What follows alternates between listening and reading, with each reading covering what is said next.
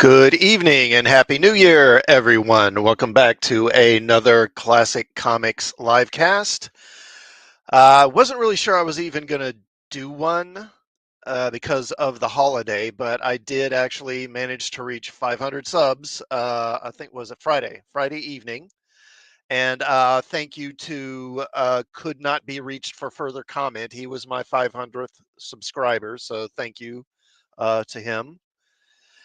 And I figured, well, why not? I'll do a kind of an early one. I'm not gonna be on too late. I'll probably go, I don't know, what is 6:30? So I might go to maybe 8, because again, I'm sure people are gonna have plans and whatnot. So again, I'll just go over some of the interesting stories, entertainment, and particularly superhero related. And then after that, I think I'll just talk about my favorite films that came out over the year. And I don't know if it won't necessarily be like top 10 or anything, but because honestly, I don't think there's even 10 movies that are really liked that much. But I may do, just what the ones I enjoyed and the ones I did not, and maybe like kind of like ones that I thought were most disappointing, that I thought were okay, but I think could have been better.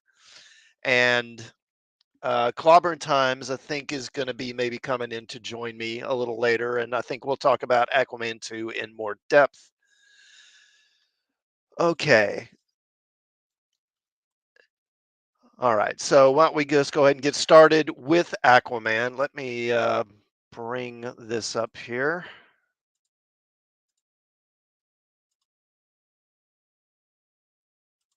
Okay.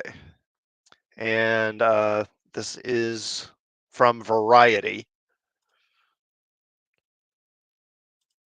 Bring that up there. Okay. Okay, so Aquaman box office. Aquaman 2 sinks with $40 million debut. Aquaman and the Lost Kingdom failed to make a splash at the Christmas box office, debuting to 28 million over the weekend and an estimated 40 million through the 4-day holiday weekend. Oof. Ouch, that is not good. Those ticket sales were enough to top domestic charts over three newcomers: Universal and Illumination's animated Migration, Sydney Sweeney and Glenn Powell's romantic comedy Anyone But You, and A24's sports biopic The Iron Claw. But Warner Brothers and DC Studios' Aquaman 2 has little to boast about beyond its number one spot. The sequel cost 205 million, well, that they're admitting to, and ranks among the worst debuts of the year for a superhero movie.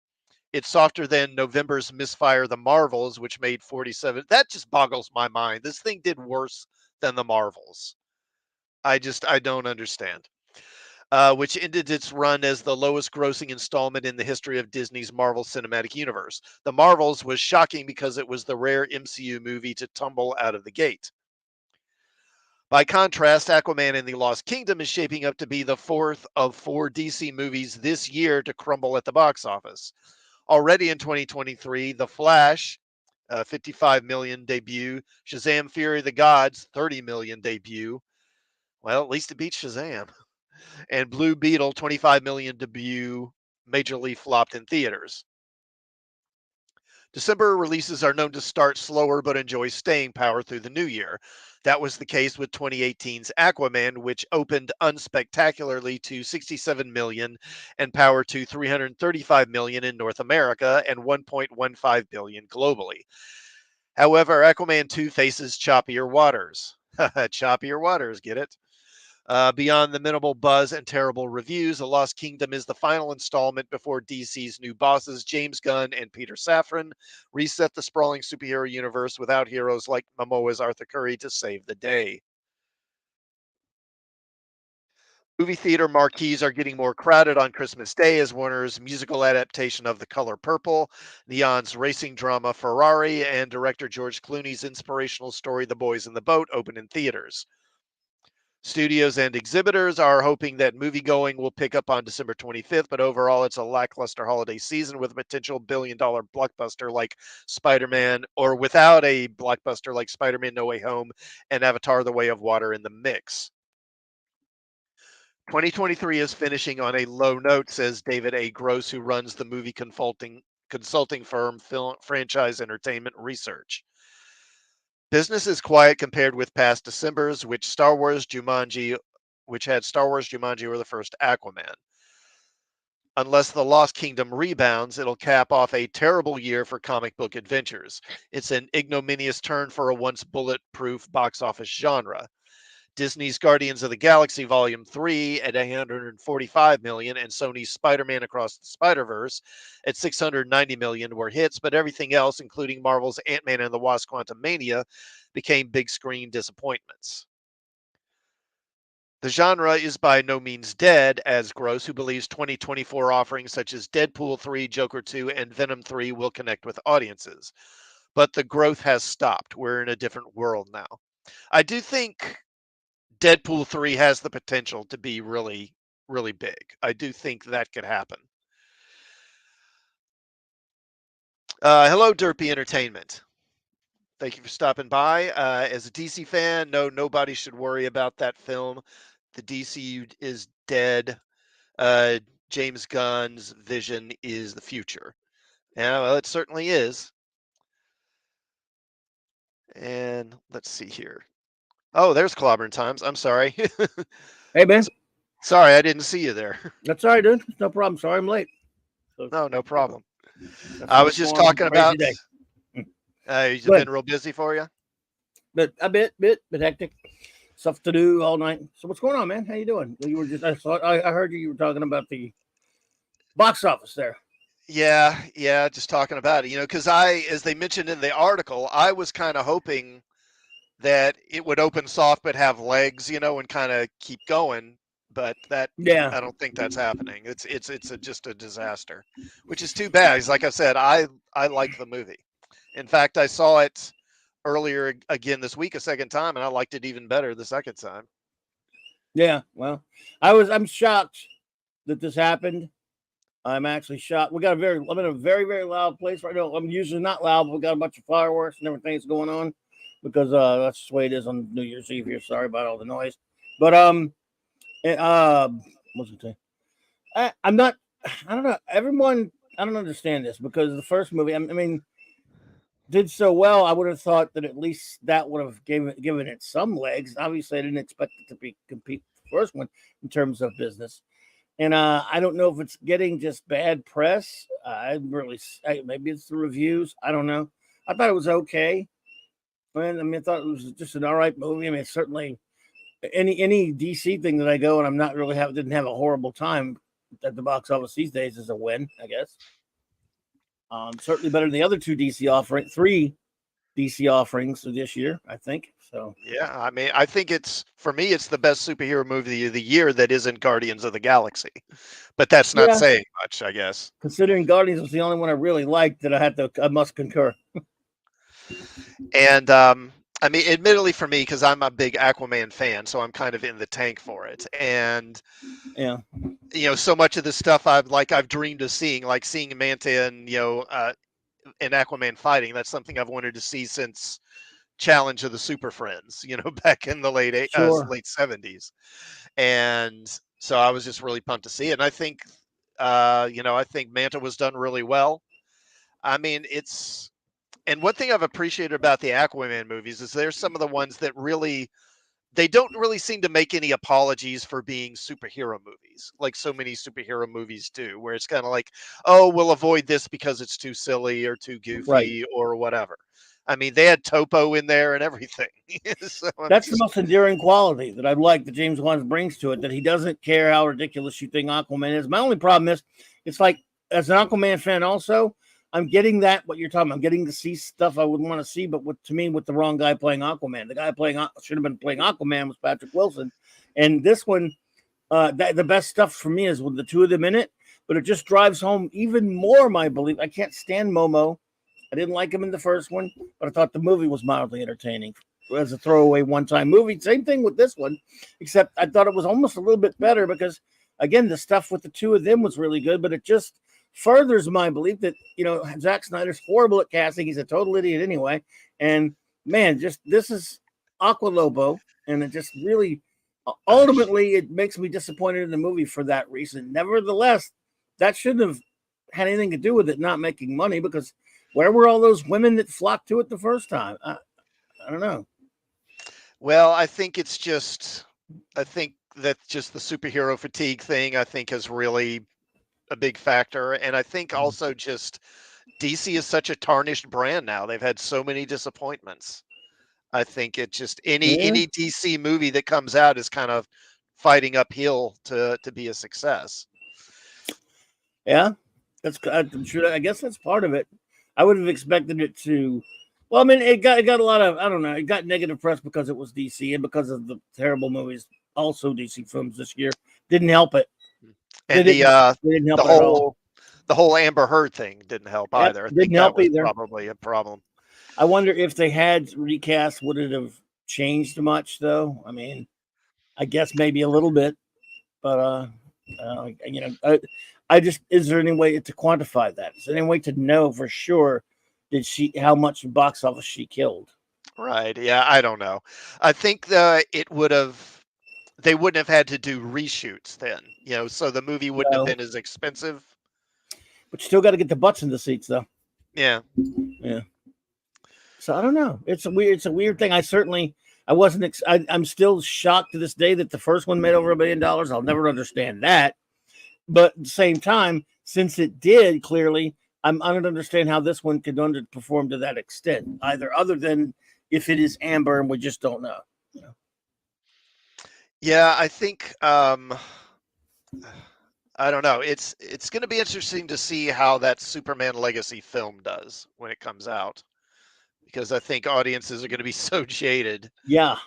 at that point. Like I say, it's Well, going to be a struggle for that movie to, I think, connect with with audiences. Tom King being even more and more prominently talked about by James Gunn, God, I'm don't getting even get me I'm getting started. more and more scared though, because Gunn is just doubling down on the Tom King, and Yeah. he's really in love with Tom King. So that makes me. I was willing to give James Gunn a fair shot and have a little bit of confidence in him. He is destroying my confidence with his Tom King love affair. Yeah, yeah, I'm kind of the same way. I mean, I saw some article a few weeks back, and it was talking about how they were considering doing that Adam Strange series that Tom King did, Oh and I my was just god. like, Oh god, no. if they do that friggin' thing, I'm just gonna. Oh, hey, J Man, J how you Man, doing? what's up, buddy? Hey, J Man, if you want to join us, let me know. Yeah, I cool. can send you a link. The J Man would be cool to have with us. But yeah, I mean, if you're gonna put time, man, I hate to be that way. I hate to be. I want to be able to give everybody a chance, include I will. I'll still give him a chance. And I like, James Gunn, despite of what kind of guy he is a very talented filmmaker. There's no question. He said in the link. Cool. There you go. He's very talented. I mean, it absolutely he has the skins on the wall for that. No question about it. Does he is he the right guy for Superman? Well, we don't know that just because he doesn't. He may not seem like it, but that never really matters. Look what a nut job Alan Moore always was. And he wrote some of the best Superman stuff ever way back when. I mean, and of course, we didn't know what a nut job he was quite as much, but we still knew, considering the stuff he's done before that. So if he's talented, I don't. They can do it. But when you're, unless he's just this is lip service to Tom King because he has to do it, that really sends up my red flags. Yeah, and Tom King, I mean, it's like he doesn't even do like deconstruction. He's No, basically just destruction. He just yep. wrecks characters. I mean, what he did with Adam Strange was just, oh God, it made my blood boil. I read that because someone was talking about, and including Gunn, talking about how wonderful that was it Supergirl Woman of Tomorrow thing is. Hmm. So, but took a look at that and tried to get into it. It's just he thinks that needs to be a movie. Holy crap! I don't get it. I mean, maybe some people like it and that's perfectly fine. I can't get into it, but that's okay. But I just don't understand why it needs to be a movie. Now, even if you like the comic for its weirdness, and it is weird, it's offbeat. I get it. And James Gunn's offbeat. But does Supergirl need to be like a movie? I don't know, man. And I could not. the thing I'm dreading is, if they do the Superman movie and then they do Supergirl, I guarantee you they're going to have Supergirl and Superman meet, and they're going to fight, Mm-hmm. and Supergirl is going to kick the crap out of him. I'm going to guarantee you right now. Oh yeah. Oh yeah. There's not a question about it. This is a guy that wants to use the villain from The Authority, meaning Gunn. So I mean, I don't know. I don't have any faith in this one. And he's probably going to, he's also loading it up with other characters. They're probably just cameos, but. Yeah, I mean, and all those cameos he's doing.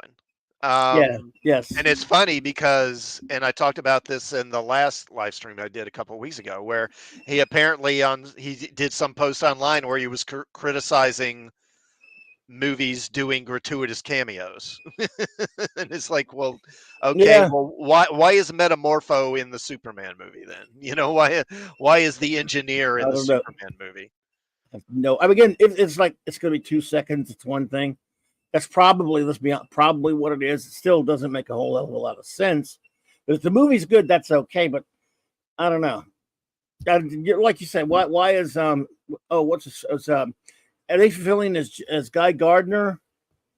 Okay, but I don't really need Guy Gardner in a Superman movie necessarily. But you know, what do you know? What can you do?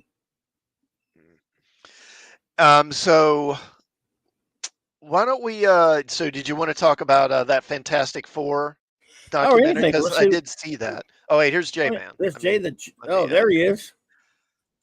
Hey, there he is, right there. What's up, dude? Hey, J Man. Hey, thanks for coming by. Yeah, thanks. Good to see you, dude. So I heard some Tom King. I heard some Supergirl. I heard some, I don't know what else. Aquaman, Aquamomo. Well, that Supergirl Woman of Tomorrow was trash. I very rarely stop reading a Superman or Supergirl story. Is dumb. I read like 3 issues. I thought, this is so boring. Like nothing's going on. Exactly. Like, should that be a movie? No, it shouldn't even be a comic. Exactly. But some things, they could be a decent comic that I would think are really good. But I don't know about for a movie. You know what I mean? I don't know, man. But that comic's it's just really disturbing and silly. Well, King's the master of like decompressed storytelling. He can take 4 issues of story and stretch it out to 8 easily. So yes, doesn't surprise me. Not a lot happens. And he's writing Wonder Woman now, right? So another one that I stopped reading. I read about 5 pages of this new Wonder Woman. And I stopped. It's like the government hates her, and then there's a guy. She's fighting soldiers and beating them up and hurting them, and then this guy who's like he's not the president. I don't know what he is. He's like a high up official, and he's like, oh, she made you feel less of a man and all this. I was like, okay, sounds like this is a job for F you. I'm done. I'm not watching this. I'm not reading this. That dude likes to project in his writing. He wants Wonder Woman to beat him up, so he wants to put it in his comic. Like, they're incapable. And James Gunn, I don't know. I don't know about James Gunn. I really don't trust him. I've liked other things he's done. That is, he could do. The talent's there if he wanted to concentrate on it. But I think he just, I think he genuinely does like comics, but I just think his sensibilities are more into the line of being, edgy and like The Authority and that sort of thing, or weird and kind of bizarre.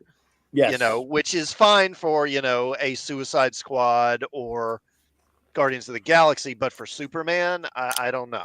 I'm very, very leery of what he's doing with Superman. Right. He's shown what he does not, what I don't know about him yet is versatility. For example, remember I mentioned Alan Moore. Alan Moore was versatile. He could write Swamp Thing, that he could write Superman stories. He could write all these other, and then he could go do the stuff he did in the 90s, which were very, like Supreme, which was very Silver Age fun that he didn't get dark with. And he would do the dark stuff. He was all over the place. Well, some writers can do that. At his best, Alan Moore was versatile. I've seen no versatility from James Gunn yet. We'll see. All right. So, but as I was saying, I did see that Fantastic Four documentary. Now, I don't know if you know Klobby, but like just a couple of days ago, Film Threats, you know who Chris Gore is, right? Mm-hmm. Oh yeah, I like Chris Gore. He did an interview with Alex Hyde White. On his channel. That. Oh, because Alex Hyde White apparently has a memoir coming out, and of course he talks about the Fantastic Four movie in that, and they interviewed him. I just watched it earlier today. He doesn't really, in the interview, doesn't really give like anything new that you wouldn't know from the documentary, really. But it was interesting to see. But Cool. But yeah, I did think that documentary was enlightening because, Yeah. like you say, it just because what it looks like happened was once they were filming the thing, that guy Eichinger, that German producer who owned the rights, he then in the midst of the production, he sold the rights to 20th Century Fox. Yeah. And then they didn't want this, admittedly rather low budget, crappy Fantastic Four movie coming out. Yeah. And that's why they wound up killing the thing. True. Yep. Avi Arad's just what a piece of work the guy is. Yeah. But I think while I was watching the documentary, I was looking at IMDb at some of the actors' credits, and Alex Hyde White's been in a lot of stuff, actually. Well, his pappy was more famous than him as an actor. His father, Wilfred Hyde White. Yeah. Battlestar Galactica, Buck Rogers, been a lot of old movies because he was very old when he did Battlestar Galactica. Mm-hmm. Wilfred Hyde White's his dad. Right. Yeah, he was in his first role was on Battlestar Galactica, playing a pilot. And he was in one of those Captain America movies, TV movies from the late 70s. Which I love, with Red Brown. Yeah. He was in that, and he was in Buck Rogers also. Which I also love. Yeah. And his dad was the regular in the second season of Buck Rogers, Wilfred Hyde White. Yeah, he was and on Galactica. He wasn't Dr. Hewer, right? What was he was name? No, he was the doctor for the second season. Dr. Hewer was Tim O'Connor. Tim O'Connor. He was in the second season. He was Dr. Goodfellow or whatever. The guy. I guess I don't remember his name. I remember him being there. He was the doddering old scientist doctor character. Right. The second season of Buck Rogers, but he was on the Council of 12 on Battlestar Galactica in the first season of that. Of course, he was very old at that point. This guy was in a lot of old movies from the 40s, 50s. Very well-known actor. Way bigger than his son ever was, but yeah. And actually, Alex Hyde White was on Babylon 5. He played... yes, that's true. Yeah, that's right. He played Pierce Maccabee, who's the guy that introduces the Night Watch onto the station. I remember that now, yes. The third season. I didn't realize that. I was like, oh my God, that was him.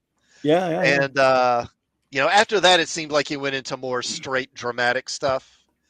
But actually, he and Joseph Culp both had appearances on Agents of S.H.I.E.L.D., which is kind of funny. Both of them had fathers that were more famous than them. Because Joseph Culp's father was Robert Culp, and he was like 10 times more famous. Yeah, and Joseph Culp's first role. No, nothing. I was going to say, but Joseph Culp's first role was on Greatest American Hero. Oh, Joseph was on that? Okay, on his father's show? There you go. And his father was on Spy, Greatest American Hero, of course, amongst other things. Great actor. God, I love that guy. He was great. And actually, since, I was watching J-Man's video earlier where he was talking about the best and worst of the year, I thought I'd do a little of that and see, maybe sound out you, Klobby, on some things. I didn't see a whole lot. I didn't get to see the video. I'll go catch it. Remember? I just posted it. Classic Comics is like the first person to see it, I think. Yeah, it was just like right before I got on. Yeah, I just made a list of all the stuff I saw this year. It was like, fit into a thimble compared to what most. I only saw 34 movies that are new. How many did you see? I didn't count it, but it looks like I saw, as far as like movies, if you count some TV shows into the mix, it looks like I probably saw maybe 3, 6, 9, 8, 12, like 50, maybe 15 different things last year. This year. Maybe. Yeah. If that's counting some stupid TV shows. Only not many. I didn't count any TV shows. I put a list of good and I put a list of bad. Bad's a big more chunk than not good. And I haven't put them in order or anything. Yeah, I think I saw even less than you, Klobby. I didn't see that much. But I mean, among the things I saw, I'd say probably the best was Godzilla -1. Yeah. Mm-hmm. And Aquaman. I really liked Aquaman. Yeah. Ironically, it's called -1. and it's my number one. One Piece was great, and that's a contender for number one as well. Yeah, One Piece. I saw that twice. So if you're counting TV shows, that's definitely the best. I'm just counting like new stuff in general because I see so few new things. Yeah. And probably the worst thing, I would agree with you, J-Man, was probably Indiana Jones and the Dial of Destiny. That Also thing agree with that as well. does The that. worst. Easy. It is a layup. That is the easiest. That's the most atrocious, just evil thing put in the movie theater this year, in my opinion. Yeah. There were all some these things. I'm sorry, go ahead. No, all these other things that we didn't like or that weren't good. They're not good, whatever. Nobody expected anything, and nobody expected anything out of Indiana Jones 5, but Indiana Jones 5 is just like such an abomination of everything that is Indiana Jones. Pure evil, I would say. In my opinion. Yeah, it's like a crappy movie. Like you might say, oh, The Marvels was a crappy movie. Okay, it's a crappy movie. But like nobody's devastated. You're not like, oh no, they didn't make a great Monica Rambeau movie. I'm so devastated. They ruined her legacy. Like they literally ruined exactly. Right? Like that's unforgivable. Yes. A bad Captain Marvel movie is a bad movie that nobody really cares if it's good or bad. A bad Indiana Jones movie that really ruins the character. It's not even a bad movie like Crystal Skull, where you're like, well, this wasn't very good. That was that was an Indiana Jones movie. This isn't. Right. Yeah. Crystal Skull is a bad Indiana Jones movie. This is a bad movie and destroys Indiana Jones in the process of being a bad movie. Yeah, it's way worse. It's pure evil. One of the most. If you talk about, I'm coming up with a new category called evil movies. In other words, a bad movie is a bad movie. A disappointing movie is like all the things you just talked about. A movie that is a destructor, like The Last Jedi or Man of Steel or this. And Indiana Jones 5 has to be in there in that conversation with those movies. Fan Four Stick. Absolutely disgusting movies that, just have no chance to be good. That were made for cynical, idiotic, awful reasons. In 2024, can we all agree to start throwing The Force Awakens? Because I will. I hate it. Because everyone keeps saying The Last Jedi. No, you're right. Yeah. Good point. And they say Last Jedi as though that was the first one, and I don't like saying Last Jedi. I like saying Force Awakens because I agree with you. That destroyed Han. So everyone glosses over. Well, Last Jedi destroyed Luke. Okay, they destroyed Luke. I agree. That sucks. But The Force Awakens destroyed Han, which is an equal sin, and it's a remake. Also, wait a minute. I forgot one thing. It destroyed the Trinity. The Trinity. It denied us the Trinity. Right. Yeah. So and the reunion. It is more sinister than Last Jedi, which is close to a sinister. Well, thank you for pointing that out because that needs to be pointed out more. Yeah. Force Awakens. Exactly. And I saw that in the theater. And we're like, what the hell? This is awful. It's a remake. Last Jedi is a terrible movie. Right. I think Rian Johnson thought he was being clever. I don't know what was going through his mind, but J.J. Abrams literally remade the same movie as 77 Star Wars and then walked around. People were like, that was pretty good. I'm like, are you guys crazy? Last Jedi, everyone hates Last Jedi, so we know it's an abomination and everyone hates it. But Force Awakens got so many passes that I was like, I wasn't losing friends over it, but I was losing acquaintances. I'm like, a lot of people over it. Yeah. And this is the same as that Star Trek, the JJ Star Trek. I'm like, guys, and I didn't lose any friends, but I did lose acquaintances because I'm like, obviously we don't have the same taste because if you're giving this a pass, this is insane. This isn't like I like bad movies, like, oh, J-Man always likes bad movies, which everyone knows I like bad movies. But like, this is like not a bad movie. This isn't what you're saying. What did you say? Evil? It's evil. It was done for evil reasons. That movie was done. Kathleen Kennedy and Jar Jar Abrams said, they all want to see the old people come back. Well, we're going to sign them up. Then we're not going to put them in the same movie together. Right, exactly. Pure evil. Yeah. All we wanted one time. Then you could have passed. Look, you could have, even if it had been just like mediocre, but you passed the baton by the end of that film to the new people, and you mix them with, and we get to see Han, Luke, and Leia together, and even one of them may die in a noble fashion, perhaps. By the second movie, it's more about the other people and their tone, not as much about. I think our generation would have been glad to see something just that it was not asking a lot.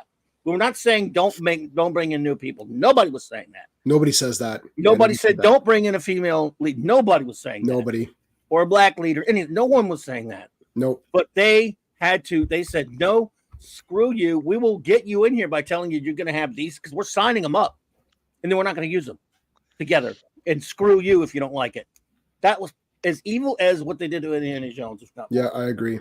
to a cultural, to one of the biggest pieces of pop culture in all of human history, Star Wars. Yep.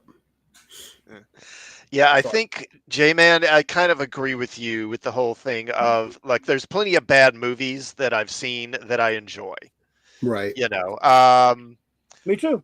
like, I don't know, like Your Hunter from the Future. Well, You know, that's a brilliant movie, but anyway, if you want the 4-hour version, it was actually a 4-hour miniseries. That's Gandhi. That's Gandhi, man. That's Gandhi. Yeah. That's like better than Gandhi. Yeah, Yours is a bad movie, but it's fun. It's like, I mean, a bad movie is a bad movie, but an abomination, like a killer of a franchise, like the no, not what's the last not Indiana Jones, what's the guy's name? James Bond. What's it called? No time to watch. Yeah. I mean, that's close to Force Awakens. Yes. It's not exactly there, but like it's pretty much bad, there.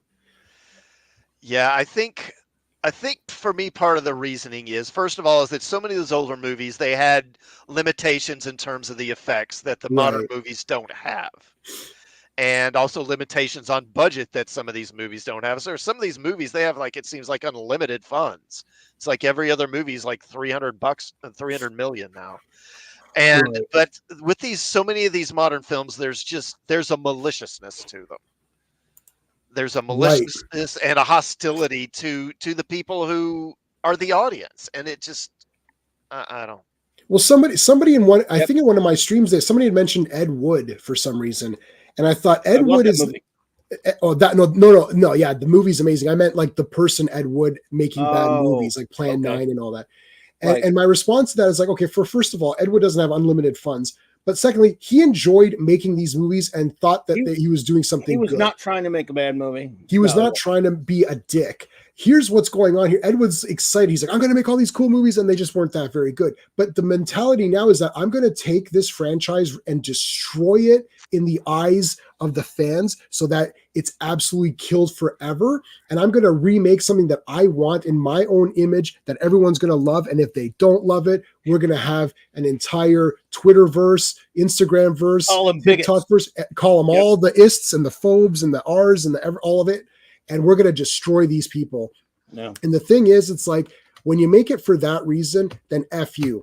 It's like, if you make a bad movie, make a bad movie. So what? You make a bad movie. I don't care. It's like, there's plenty of shitty movies, right? Like Superman 4 is a shitty movie. Okay, but they didn't intend it to, they didn't make that movie saying we're going to destroy Christopher Reeve. Listen, the guys who made Superman 4 didn't Golden Globus or whatever. They didn't hate Superman. Right. They didn't come out and say, we're going to destroy Superman. We're going to make Christopher Reeve look like a stupid moron. We're going to destroy this franchise. We're going to, run it into the ground. And then we're going to remake it with a female lead who's whatever, and then it's like, no, they didn't do that. They just made a bad movie and they just didn't have budget for it. It's like, this is a completely different conversation than Force Awakens, which is the movie I'm going to use going forward. Right. Yeah, you're right. And in 2009, when you would remember what common sense was, they would hire somebody they thought was good for a role. Les Moonves hated Star Trek. He got control of CBS and Paramount and Star Trek, got control of the license, and he hired a guy who was admittedly not a Star Trek fan and never cared about Star Trek, Jar Jar Abrams, because he made some movies that were popular and did well. Right. And so that mentality led into even worse in 2015. But yeah, sinister motivations behind making movies. Again, like take Aquaman 2. That's the thing. It's okay. I don't really like it or hate it that much. I thought it was all right and enjoyed bits of it. I'll probably never really care about it or watch it again. But it was, James Wan seemed to legitimately be trying to make, a silly over-the-top comic book movie. And I can respect and admire that. I don't care. I don't know what everybody else was up to, but he didn't care. I mean, he was stuck with Momo. He didn't have any choice. He was stuck. Yeah. He was stuck with him from the first one. So that was an attempt to make and Blue Beetle. I thought it was garbage. Right. But I think that, the kid playing Blue Beetle was earnest. He was a good casting. I think that, that they didn't set out to make a bad movie, but they made a bad movie. I don't think it was a question of like a Jar Jar Abrams or a Kathleen Kennedy, but it was a message movie made by an idiot. Right. Yeah. It kind of turned into it kind of turned into Spy Kids in the final act. Yeah. Except Spy Kids was actually good, at least the first two. Mm-hmm. But The at least third one's not that bad. Aquaman 2, whether you liked it or not, there was nothing like, I don't like all the environmental wacko crap in it, but that's every movie, and even Aquaman comics. But, you know, it was mostly, what we were talking about it earlier, the only thing I can imagine why it's not doing well, you might be right, Classic, it might just be simple as too many people, the Amber thing, or maybe just people are tired of superhero movies, or I think it's just so many factors at once. I think it's just kind of buried the thing. It didn't get near as bad a word of mouth as the Flash, or I don't think, and that was horrible. Yeah. Yeah, the Amber Heard thing. Well, I also heard people saying, "Oh, it's the last DCU movie, so there's no point." I never understood this. Well, it's the last movie because I remember when Last Crusade came out, all my friends were like, "Well, this is the last Indiana Jones movie. No point in seeing this movie, is there?" It's like Return of the Jedi. Isn't this the ending of story? Said no one, right? Exactly. We all could wait. Yeah, it's just like dumbassery crap. Well, this is the last DCEU movie, so I'm not going to go watch because that had nothing to do with it. Of course, this is a time where people, it's different from those times in terms of the internet and social media. But no, that's not what it is. Yeah, people are fickle though anyways too. It's like they're pumped up for something, then they don't get. The problem is that you cater to a bunch of non-fans. The best thing to do is to cater to the fan base you already have, because they're gonna shed blood, sweat, and tears to see this movie. They're gonna get tattoos. They're gonna go out and buy toys. They're gonna buy the movie tie-in comic. They're gonna go buy the soundtrack and the poster, and then they're gonna pre-order it on Blu-ray. Like all you get, if you please those guys, everyone else comes. When they started the MCU and they were pleasing me, I got my wife into it because like, oh, you got to watch these movies because they're really good. She's not a comic book person. And I said, but you know what? You watch these, and she got pumped up, and then she got into manga and all that. But I got her into it, and I got other friends into it. Like people were like, Jay, is this any good? I was like, oh, you got to watch this Captain America movie. Like, holy shit, you got to watch this like right now. Oh yeah, I got to watch it. And then I got normies into it. So many I got Captain America, the first Avenger. I got so many normies into Marvel just on that movie alone. I was friggin' lending it. I was like, guys, you gotta watch this like right now. Watch it tonight, and I was like, this Captain America guy is the fucking best. Like, wait till and then everyone got on board for that. And then once they started to ask me later, like, oh, how was that? What'd you think of that Black Widow? I was like, they're like, really? I was like, yeah, no, like, skip it. Like, what? Skip it? And they would come to me for it's like, oh, Jay's the comic book guy. Like, what does he think? And I'm like, yeah, it's ass. This is shit. Don't skip it. And they're like, really? And then some people didn't take my advice. They're like, oh, I watched that Ant-Man 3. That was terrible. I was like, I told you it was terrible. They're like, well, I kind of like Paul Rudd. I'm like, yeah, but he's made to be a fool in that movie. They're like, yeah. I'm like, well, there you go. So like, I told you don't go see it. So anyways, but the normies aren't going to come unless the geeks get them there. If you alienate me, it's over. Every single person in my office asked me about Indiana Jones 5. Like, and I was like, no. I probably lost, just on my own, I probably lost 50 people for them on ticket sales. I was like, no, do not see it. It's terrible. And one guy's like, yeah, look kind of terrible. It's like, oh, me and my kids were going to go. I was like, no, don't go. And then the guy's like, oh, me and my girlfriend were going to go. I'm like, no, don't go. Because like every person you tell is minimum 2 to 4 tickets, right? Because nobody goes alone, right? But they're gonna pass that along though. They're gonna tell other people, and they tell 2 friends, and they tell 2 friends. I remember what's the saying that someone, if they have a bad experience or if they have a positive experience with a business, they'll tell 3 people. If they have a bad one, they'll tell 5 people. Yeah, right. Yeah, that's a good point. Seems like I remember hearing like some kind of marketing thing about that one time. That is true. I've always said that the bad people hear the bad more than they hear the good. For example, how because at a job I had years ago was the same way with me, Jay. I was working the back, but anytime I walk up to the front offices or through the plant, hundreds of people work there. Hey, what's with this? And this was back before. I remember back when Man of Steel was on. When BVS was commercials like the months leading up to it. They would walk up to me and go, "Hey, so this commercial, this Batman versus Superman, I don't get it. I thought they were both heroes. They don't know. They might have read comics as a kid. I don't get it. Why are they fighting?" I said, because the director is a moron. That's why. I mean, they were like, what? I don't know what I'm talking. I said, the director's an idiot and doesn't understand that that's not how you sell a Superman and Batman movie. Because theoretically, You should have been able to make a movie that's 2.5 hours of Superman and Batman playing tiddlywinks and trip over $1 billion. And they couldn't even do that. Yeah. That's how bad that is. So again, you go in with the wrong message and the wrong marketing, and yeah, word of mouth is going to kill it even before it even hits the freaking theaters. And I used to get that all the time. Hey, what's with this movie coming? What? Why are you asking me? But I just got used to it now because I did keep up with that stuff, and they knew I did a show about it and stuff in my own time. And I would just tell them. They always walk up to me. But the most frequent thing would be, I guess because I am hypercritic, and I admit it, right? Walk up, say, hey, I was watching. You probably hate this one, but I was watching this the other day. What do you think of? So a lot of times they would start their premise out with, they want to ask me about a movie they'd just seen, right?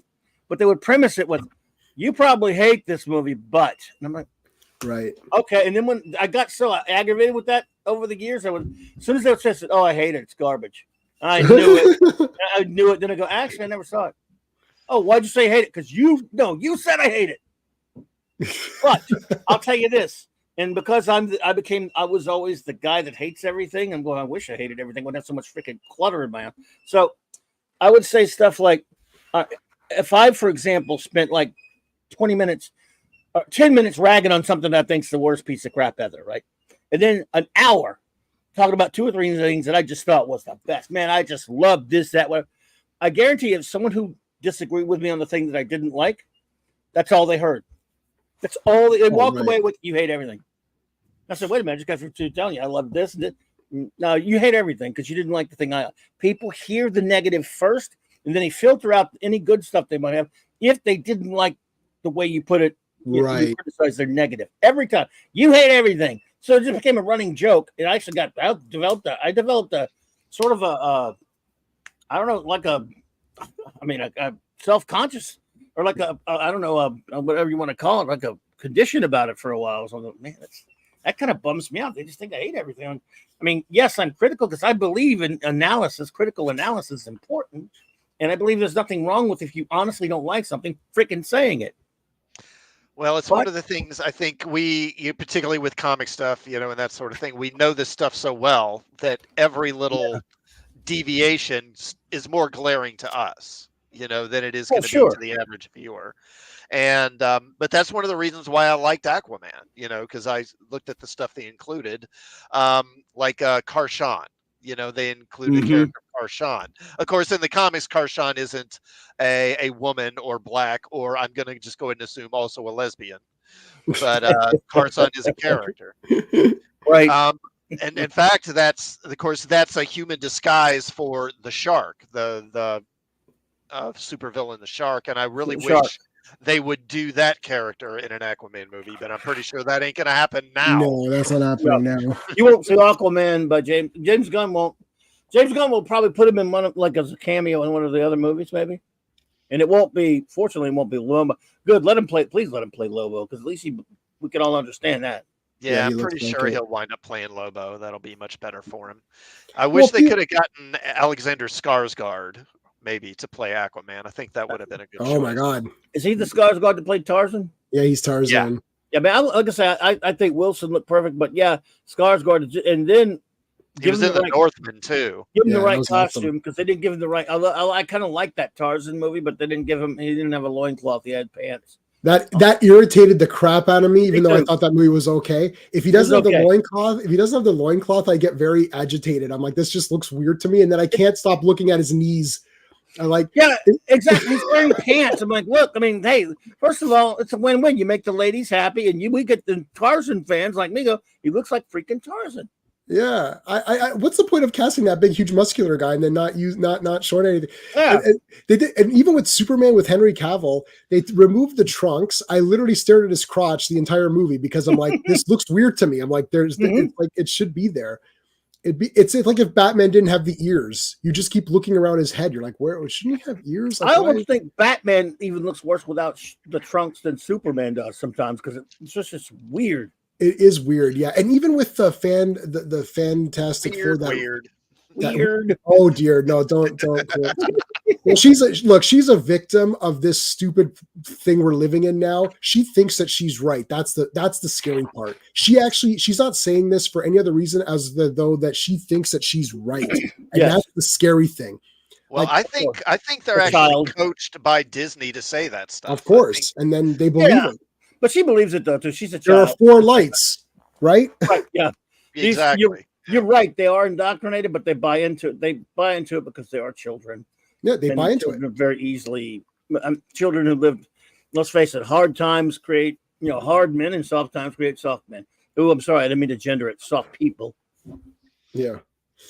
Well, I got labeled as the guy who hates everything too, which is outrageous because in our circles, I'm the guy that loves everything. I'm proud of you for that, by the way. You've taken your first step into a larger world. I gotta understand. Like, I like the Flash movie, and everyone's like, "You like that trashy movie?" Oh, Even people at my office were like, "Oh, that was awful." I was like, "No, I watched it a couple times. I kind of liked it." Weird. Taking your first step into a larger world. Yes. Yeah. Yes. Let's have to take together. Of course, Flash movie. Yeah. Yeah. I liked it. There's another thing. You make a Flash. Well, first of all, again, Zack Snyder, thank you for giving us the worst cast. I mean, as bad as Momo is for casting, he's almost rivaled by Ezra Miller. You call him Barry Allen, which he's barely. He's not. I don't like Bart Allen, but he should play Bart Allen, not Barry. Yeah, and he's then, not Barry. He's not Barry. And then you make a quote unquote Flash movie. Granted, I know you got to stick Michael Keaton in because nobody likes what's his face. But you don't even fight a Flash villain. Yeah, that's a fail. You fight Zod. It's like, who sits around going, all right, who's the baddie in this one? Well, how about Zod? What do you mean Zod? Well, I don't understand. Why? Why of all? Flash has plenty of villains, dummy. Yeah, that's a fail. I agree with that. It's a super fail. Awful. That's a fail. Well, I'm pretty sure that the original plan, that evil Flash. Right, that was reverse Flash, obviously. Yeah, that was probably going to be the reverse Flash originally, but probably through all the rewrites, they probably just cut that out in order to save money. Well, they really ruined the Flash Rogues Gallery over the years with some of that stuff. They did. And what's funny too, because people were talking about, I said for the first Flash movie, doing this Flashpoint kind of angle is a big time fail because that should, if you're going to do that as a movie, that should come way later. It's like you need to have a generic Flash movie. We see his origin, and then we see him fight a bad guy, make it Weather Wizard or Reverse Flash. Or if you don't want to use Reverse Flash in the first movie, you want to tease him, you can have it be the Yellow Streak kills the parents or kills the mom. And it's like, and people were saying to me in streams that I was guest appearing in, and they're like, "Oh, well, people know who the Flash are." I'm like, "No, they don't. There's a TV series." I said, "That TV series is watched by what? Like 500,000 to 800,000 people?" And I'm like, "That's nothing." Literally everybody at my work who I use as my test, they're kind of my like test pool. It's like they didn't know what they're like. Like there's one guy that knows comics. He's the guy who used to read Legion comics. He actually named everyone on my shirt once, which was pretty. Oh good. wow, pretty cool. But anyways, and even he was asking about Batman versus Superman as another example with you, Clubby, where people were asking, but like the Flash, they don't know. He's like, "Oh, I guess he runs Flash." Literally people were like, "Oh, I know who Flash Gordon is." I said, "No." I said, "Flash, no, that I know you're laughing. That's a legit." No, my wife thought it was. I've seen it happen. Yeah. They're like, of course I know who Flash Gordon is. I was like, okay. I said, I'm glad you know who Flash Gordon is. That makes me feel happy because I love Flash Gordon. But we're talking about the Flash, who is not Flash Gordon. They're like, oh, he's not. And my wife thought that for like 10 years that I knew her. And she's like, oh, isn't Flash Gordon and Flash the same character? I'm like, how have we been married for 10 years and you don't know that? And she's like, oh, I thought. Yeah. The Sam J. Jones movie is the only reason they know who Flash Gordon is, by the way. Right. Yes. Can you imagine if I love it. Without that movie, no one would know who Flash Gordon is. No, that is correct. But anyways, 800,000, that's not enough. That's like, so I said at first, because they're like, I said, people are going to be confused. There's all these Flashes running around. There's this time travel. There's Batman. They're going to be like, wait, why is Batman Michael Keaton? And it's like, well, everyone knows Flash can run through time in different dimensions and stuff. I said, no, they don't know that. They don't even know who the Flash is. It's like, you think this is Superman or Batman territory where he's a household name? Nobody knows the Flash. It's like, but they watch on CW. No, they don't watch on CW. No. It's like, my mom doesn't know who the Flash is. My mom knows Batman. She knows Superman. She knows Spider-Man. She knows Hulk. And Wonder Woman, if it was on TV, like Linda Carter or something, she knows that character. Like the Hulk TV series was what, 5 seasons? That was massive. It was a household name because of that show. Because that show. The Hulk was, yeah. Massive. Nobody knows Daredevil, but Daredevil appeared on Hulk. Yeah, here's what people who saw that in movie. a movie. Yeah, they thought, oh, look, it's Bill Right. Bixby and a guy in black tights. Who's that? I don't know. No, He's called Devil Man or something. Like that would be someone talking, right? Like they know Right. Hulk. Nobody, and he got that stupid ass lick movie in 02, 03 where, people at least knew it existed and it wasn't a big hit or anything, but a few more people learned it. But when that movie came out, no one knew who he was. They just knew it was Ben Affleck. Oh, somebody said to me that we should do a stream on normies talking to us. This girl came up to me when Daredevil came out, and she's like, "Oh, I'm not gonna go see Daredevil. He's just a copy of Spider-Man. It's a terrible ripoff." I was like, "Well, it's not really a copy of like what you're saying. Like he's a different character. He's been around, as long as Spider-Man, pretty much, and he's a different character. Blah blah blah." And they're like, and she's like, "Oh, really?" I was like, "Yeah." I was like, "He's an attorney. He's blind." They're like, "Whoa, oh, okay." And I was like, "Oh boy." And I thought and that was when that movie came out. And I thought, "Oh boy, forget it." It's like now we're in like the real shit now. But anyway.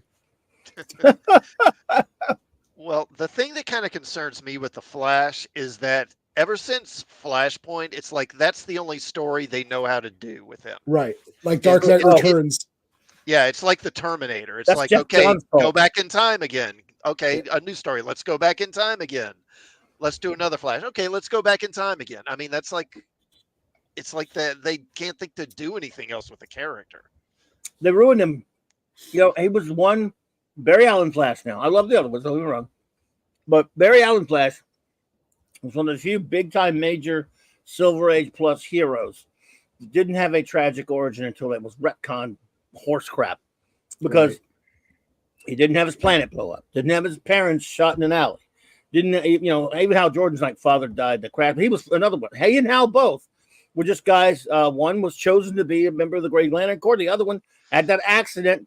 And like the comic book character that he loved as a kid, as Flash, because he thought, because he read comic books that had the Flash comic in it, he had the superpowers, and he said, "Whoa, I can be a superhero with these powers." Because that's what would you do with them? And that's that. But no, you can't. He didn't have his uncle killed in a burglary. None of that stuff. Great, but no. Jeff Johns, I think he's the idiot who retconned it. Yeah, it was John. Had his mother murdered and his father framed for it and all this garbage. It just makes me sick. I hate everything about that, which is partially why a lot of the reason I hate Flashpoint. I hate it. It makes me sick. We don't need that for Barry Allen. Yeah, it's the only story anybody knows, and it has like pathos and all this other crap. So like, well, let's use that. Like nobody can just make a heroic. Can't he just be? I'll say something about the Flash Gordon movie. It's in my top 10. But like the reason it's so cool is that he just immediately wants to be a cool guy and do good stuff. It's like there's no reason other than the goodness of the deeds. It's like he's just a cool guy. He's a nice guy. Yep. He's like, well, I'm on this adventure now. Let's do it. And he tries to be good all the time. Like I don't understand why that's launching into space to go stop. He's finding what's going on. He ends up with them by accident. So well, we got to save the Earth. That's it. Boom. That's it. Yeah, save the Earth. I got to stop the thing and save the Earth. That's it. And then at the end, they're like, well, we'll just continue doing our best. Like, why can't there just be an adventure? Like, I don't understand why everyone is so. It's like Indiana Jones. It just starts off with him going after the fertility idol, and then it's like, oh, fortune and glory. Like fortune and glory. Like, I don't understand why this is. Everything needs an origin. Yeah, but what was Indiana Jones' origin? Oh, yeah, okay. Well, what was his dad like? Oh, hold on. What was his grandfather like? Wait a minute. What was his great-great-grandfather like? Wait a minute. What was the caveman that eventually, spawned Indiana Jones? What was the caveman like? Like, and watch, they'll do one where it's a caveman. He picks up a stick and turns it into a whip. And then it'll be like, oh, that's where the whip came from because the caveman created it. It's like so stupid to me. It's like, can't be. And even with Captain Kirk, it's like, oh, we have to show him as young. Or I got an idea. He went to Starfleet and became a captain. How's that origin? Isn't that awesome? That's like one of my favorite origins of all time. Just like, my grandfather who went into the military, just like my mom who went to school, or just like, like anybody, like my father-in-law who became a newscaster because he went to broadcasting and he got into it. And then he was a newscaster. Like there wasn't an origin. He just did. No. They don't need a freaking origin all the time. Exactly. That's a great point. Indiana Jones is just himself. They did do that with The Last Crusade a little bit. But you're right. When you say Temple of Doom was the one where he was actually a hero. Yeah. Because one of the greatest scenes of all of Indiana Jones was when what's his name? And when they're about to, he's got him back to his senses thanks to Short Round. Yes, I love and what's it. her name says, "Let's get out of here." And he goes, "Right, all of us." All of us. That was that's the exact reason. That's the line I give. When someone says, "Why do you like this one better?" I just say all of us. That's why I like it better than Raiders. That's the only really real reason. I understand. And I love Raiders, but the best, but that right there, though, you're right.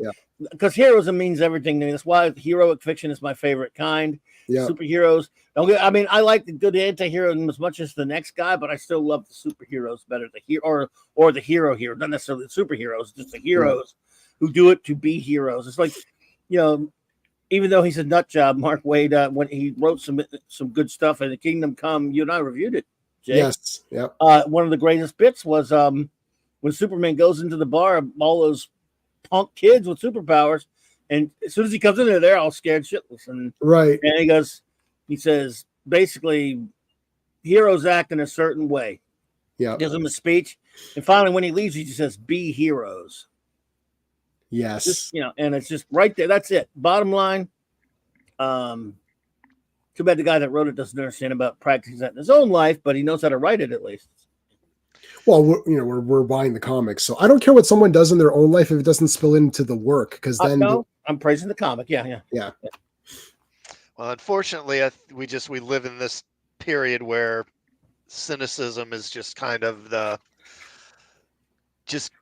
way things work now. And every character has to be saddled with this tragic history. A good example is John Carter. That John Carter movie where they gave him this tragic backstory where his wife, and he had a wife and child, which he didn't have in the book. Who die in the war, and of course that makes them this conflicted here. That's another thing. They've always got to be kind of these heroes who have feet of clay, and they're kind of conflicted about what they're doing and everything. Yes, and that's all well and good, but when you're doing every character like that, it just it gets tedious. Right. Steve Rogers, completely pure. He just wanted to help his country, but he was a runt with a very ill body. And he kept trying to sign up. He wanted a gun in his hand and defend his country. And he was willing to put his life on. And there was no backstory other than he loved freedom, loved the country, and that was it. He didn't like bullshit. And he's the best character in the MCU, easy because of that, but also just in general. Like everyone loves Captain America, and it works for This was the Man of Steel argument. People are like, well, they don't want a big Boy Scout and all this. Like, what about Captain America? Everyone loves everybody. Exactly.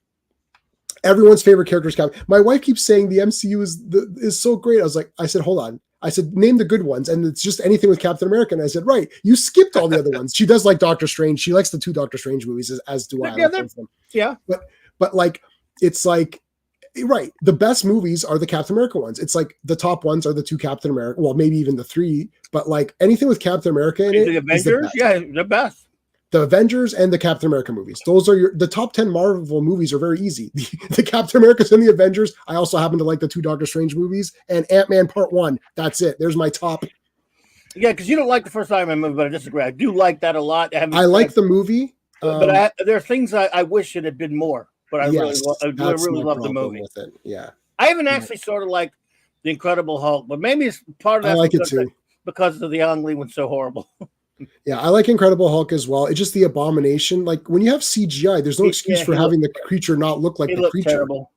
Yeah, it's weird. They made the Abomination like this Doomsday knockoff. Exactly. That was awful.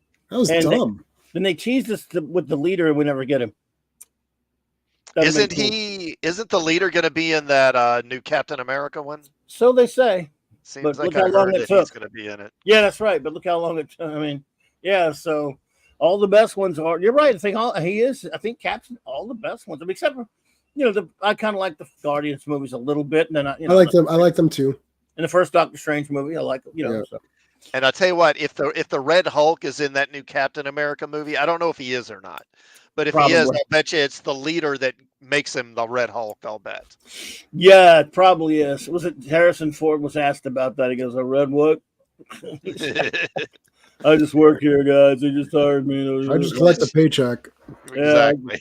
Clearly, if I don't give a shit about Indiana Jones, like I kept lying like I did, and I certainly didn't care about Han Solo. What do I know what a Hulk is? Oh, and I'm done. Let's do a new thing for 2024. So we've got Force Awakens. Let's do a new thing. The actors don't get a pass anymore. It's like No. Mark Hamill's like, oh yeah, I said all this stuff. You know, F you, Mark Hamill. You're in the movie. You read the script. You know what they're going to do. You signed up for it. Now you're pretending you're trying to distance yourself from that movie. No effing way. You're in it. You're in the whole thing. Shatner's not in any new Star Trek movies. So it's like Shatner's not a voice on a cartoon, you know, on that stupid cartoon or whatever. It's like Shatner's not involved. So it's like, I'm tired of these actors. They collect a pay. I don't care. I'd rather, you know what I'd rather? I'd rather you collect a paycheck and then advocate for the movie. I'd rather be like, you know what? Yep. I think this is a great thing for Luke. He's going through some changes. Stuff has happened between Jedi and Last Jedi. And Luke is a different person. He has to refine his heroism. Just do that. But he's like, yeah, I don't like that angle. Well, you were in the movie. It's like, I don't get it. Like, either you were pumped up for it or you're lying. You're lying now or you're lying then. Like you're lying at some point. Oh yeah, when he went and said, he said now that it was over, right? He did nothing about it. He said in front of the stage, "Well, you guys might want to. I don't know what you're going to think about it, but he said I did say to Ryan, I fundamentally disagree with how you see Luke. Really? Right? If I cared about my character, I'd say I'm not doing this. Go screw. You guys can sue me. Yeah. Of course, he needs the money. He all he cared about was the money. So." Yeah, well. Yeah. Yeah, I'm just trying to. Harrison Ford, however, he had a lot more power than what's his face. Yeah. He could have said right up front, look, I don't mind killing the character, but, you know, not getting stabbed in the heart from his retarded son with a lightsaber. You know, there needs to be something. That was the dumbest scene of. That was worse. That was the worst scene. So horrific. Like, just stab me and get me out of this movie, son. It's like, it's so laughably awful. Even my wife doesn't care about Star Wars, but she watched them all. And she's watched that. She's like, well, that was kind of dumb. I was like, that was Stab me, please. Yeah, I know that was dumb. It's like, what are you standing around for like an idiot? Like, I don't know. Oh God, man, that's embarrassing. That's really awful. And people freaking cheered at that movie. Yeah, that was awesome. I walked out of the theater. I was like, wow, that was the worst piece of shit of all time. And people around me were like, that was awesome. It's like Star Wars is back. I'm like, is it? No. Like, I'm like, and Sean and I, me and Steven saw that. We're just looking at each other like, oh, is this really happening? And then I started thinking maybe we're wrong. And then Sean and I started to talk about it. I was like, no, we're right. No. I'm like, no, we're right. It's like, this movie's awful. And everyone thought it was good. And not one or two people. I got a lot of flack, man. Next day. Awful. They were going 10 times that weekend, dude. I knew some efforts doing that. I'm like, are you out of your mind? 10 it's times? The same movie. Oh. Well, I mean, relative. Some of them, I knew one person said they saw it 10 times the first weekend. Other ones went back a couple times the first day, the second day. I barely stayed in it the one time. And then I remember I was on the phone with Michael and Melinda because they hadn't seen it yet till 4 a.m. Because they've been taking some shot. They've been having people after them because they've been criticizing things they heard about it. And they were going to have to go see it in a couple of days. So they just they kept asking me, did this really happen? Did that really happen? Yeah. Yeah, like. I think just hypnosis is a hell of a drug. I mean, yeah, I know. Yeah. But man, I was not hyped for it. In fact, everyone said you're just going to hate it because it's Jar Jar no matter what. I said, yeah, but I'm going to go watch it. I read some things about the synopsis I didn't think much of, but it exceeded any of my expectations in the worst possible way within the first couple of minutes. But I walked out of there. My son and I went to I said, I can't believe what I just watched. Well, JJ pulled the wool. He remade 77. So you remade the same movie. And nobody called him out. I thought, guys, like, this is your solution. He couldn't even do that right. He couldn't even do it right. No, but then while watching the movie, I realized Han was going to die. I thought, because I'm like, well, wait a minute. I'm like, this is just the same movie as 77. I was like, well, that would make Han Solo Obi-Wan because he's the older guy that knows about the Force, who's telling the new person, Rey, about it, and that person sacrifices themselves at the end. So I was like, well, I guess Han's going to get, and then he dies in the same way. They didn't even do something new. Like he didn't even get a laser blast. Like you couldn't even come up with a new way to kill the guy. It's like this. It's the same movie. You could copy and paste the same movie. They're really all one movie in a sense. Yeah. Like, I don't, yeah. The trilogy. Yeah. Like, I mean, but this is a cop. I can't believe what a cop. And like, oh, it's all coming around full circle. I said, if I had produced Force Awakens as a Turkish movie, you would all say I copied it, because that's what these Turkish movies did. They all copied Star Wars, and everyone made fun of it. But I guess when JJ does it, it's fine. So when somebody, in Turkey does it, it's a trash movie, and they're just trying to rip off Star Wars. But when JJ does it, because he officially ripped off Star Wars with his, and people are like, oh, this is a great movie. Oh, it's better than the prequels. It's like, well, at least the prequels are new movies. Like, I don't know what to say. At least it's a new story, and then I can I can't even review The Force Awakens, because it's a remake that's just a garbage thing. Like, how do I even review it? Characters 0, story. Well, I guess the story is 10 out of 10 because you copied the story, but you did it in such a poor way, so it's a 0. I'm like, this movie's boring. Right? I guess it looks good. That's maybe the only merit it has. Like, it looks okay as a film. That's about it. Like, I mean, I give that movie like a 2 out of 10. I don't even know what to give it. Like, well, yeah, and you were right, CC, because there were a lot of people who you'll talk to today that hate it right now. That's a lie. That will say they were taken in by it. Sorry. In 2015. Uh-huh.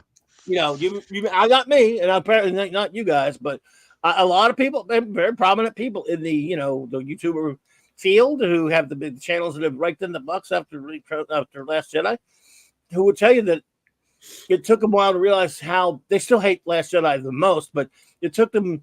They actually liked A Force Awakens, and that people make mistakes, but there were some of them that were taken in by that crap, because the Star Wars was a powerful thing. It's not anymore. No, now it's dead. Well, I was taken in by Man of Steel. I loved it. I saw Man of Steel. I was like, wow, this is awesome, because Superman's fighting and he's beating up guys. And I hated the Superman Returns so much. And I thought, this is dreadful. It's boring. It's awful. Like, Superman's a deadbeat dad now. Like, and all of my problems were gone for Man of Steel, but they introduced new problems, which I was blind to. And I just thought, who cares? Superman's a big badass, beefed up guy. And he's kicking the shit out of people. This is awesome. It's like, at least he's not a loser like he was in Superman Returns, where he just like kneeled down and gets stabbed with a kryptonite thing. It was just so stupid. And I was like, yeah, he's a badass guy kicking the shit out of people. And on that level, I thought this was awesome. And then I saw it a second time. I was like, and Sean convinced me. He's like, no, Jay, this was not a good movie. I was like, really? Like, there's a lot of cool action. And he's like, oh, I don't know.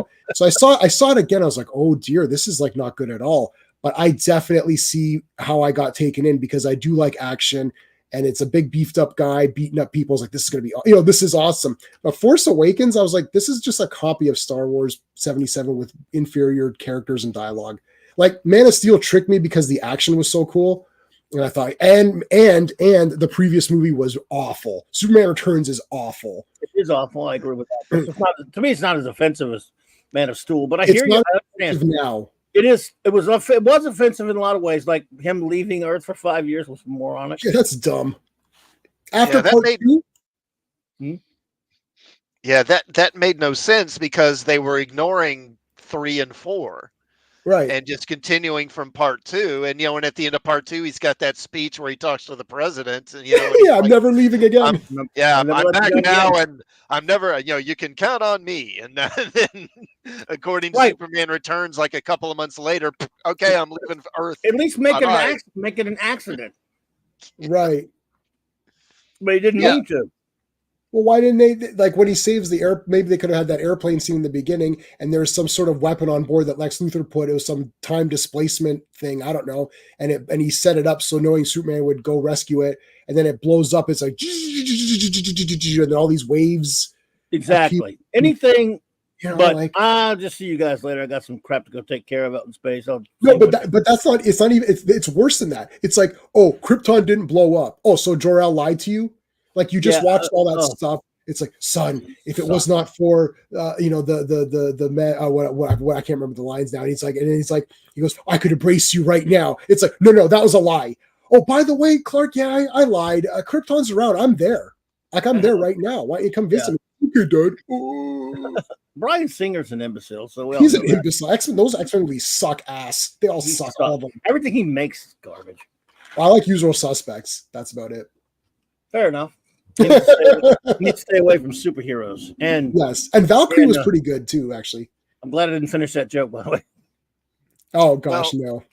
Well, the thing is with the X-Men is he did what, and anyway, in some ways he was kind of a precursor to what we're seeing a lot of now, which is he basically just took that superhero property and basically kind of made it along his views and Right. basically relating to his uh, personal qualities, I guess we'll say. It was Yeah. boring. I mean, we saw that, and there was like a funny thing when that movie came out. There was a Chinese movie that had come out called A Man Called Hero, and it's also based on a Chinese comic book. And at the end of that, the guy fights on the Statue of Liberty, and they're literally like sword fighting on the crown, like the tips of the crown. And if you watch it now, it looks like pretty heavy CGI, not that great. But that was China in that time, and I thought this looks equal to X-Men, and why can't X-Men do all these other things? And there's another one that came out called Legend of Zoo, which is a sequel to Zoo Warriors from the Magic Mountain. And in Legend of Zoo, a guy has wings that are metal, and there's all these guys with all these powers, and the budget was way less than the X-Men budget, and the excuse was like, well, we can't have Angel, we can't have Iceman and all that because it's like the budget, the effects. I'm like, well, how come in China they could do it and it looked good? And I remember Sean and I thinking, like, what the hell? Like, this Chinese movie looks pretty good. And, obviously it's CGI. You look at it now, you're like, yeah, that's CGI. But it looked not that bad. And I thought, well, with X-Men money, you'd think you'd have a little bit better. And it's just them in black suits. I'm like, what is this? It's like Matrix. Yellow spandex? Oh, no, yellow. Maybe not spandex, but that's not the only option, dummy. I hated that line. That was the deal breaker. When they said that, I checked out, actually. I'm like, yeah, I'm done. I was so pissed off. Well, look at Godzilla -1. That movie cost like $15 million. Yeah, I heard less than that, even less. It's less, yeah. And it looks great. It's awesome. amazing. Amazing. Can you care about it? There's so much bloat and waste in Hollywood now. It's like they're the friggin' government. They just waste so much damn money. Yeah. No wonder they're going broke. And why don't they so Spider-Man, I said this before, I don't think I've talked to you guys about it, but like, okay, let's say they're doing another Spider-Man movie with Tom Holland or whatever. So here's what you do. You make it 100 minutes, just have it be Scorpion.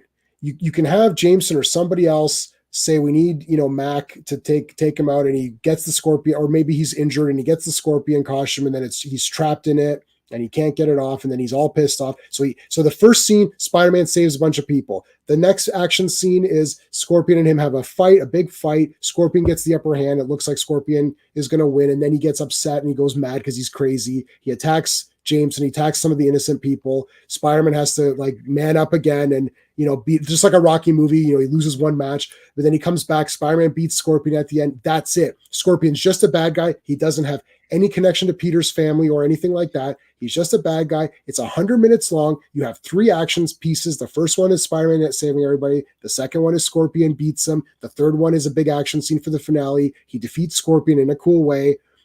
Doesn't kill him. He doesn't die in some stupid accident. He just defeats him. That's it. The movie's over. You could do that for 100 million. It's a guaranteed 300, 400, 500, 600. It's going to make 700, 800 million for sure because it's Spider-Man and it costs you nothing. And it's 100 minutes. People can watch it. They could go watch it 20 times over.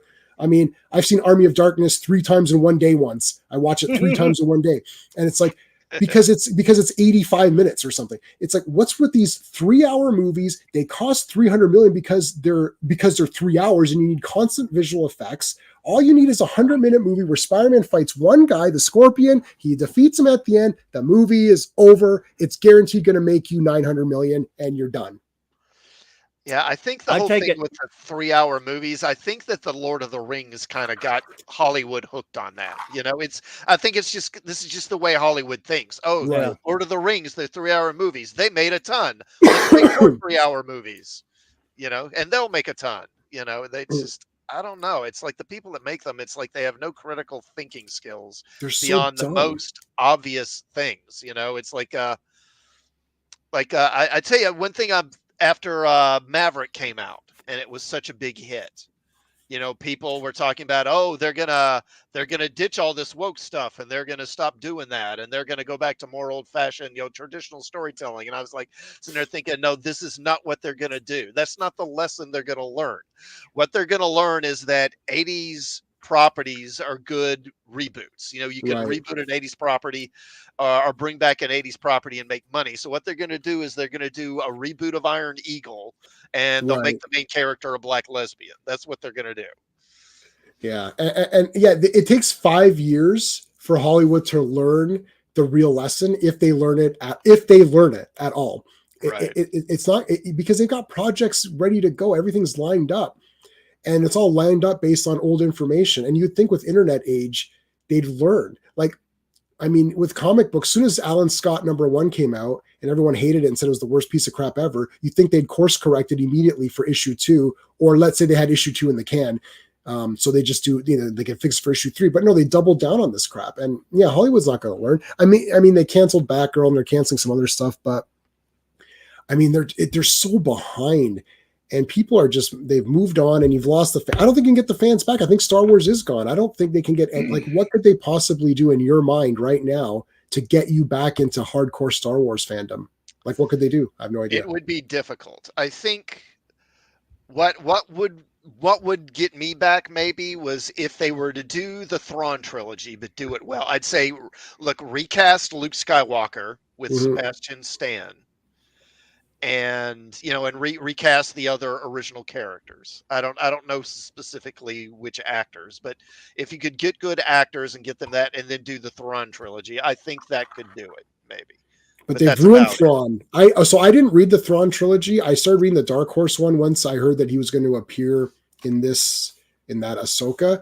And then I watched him I only watched 6 episodes of Ahsoka, and then I saw him, I was like, man, this guy sucks. I'm like, he doesn't do anything. Like, what's the threat? Like, and then I started reading the comic and I was like, oh, this is kind of cool. But then I actually just lost interest in general, which is not fair to the comic, I suppose. But I don't know. I never read the Thrawn trilogy. To me, Star Wars was a live action film, like entity or property. I didn't read, I have some of the novels, like the Tales of Jabba's Palace and Tales of the Bounty Hunters and some of those kind of fun ones, but I don't know. What would get you back, Clobby? Would anything get you back at all? Or I do like the Thrawn trilogy.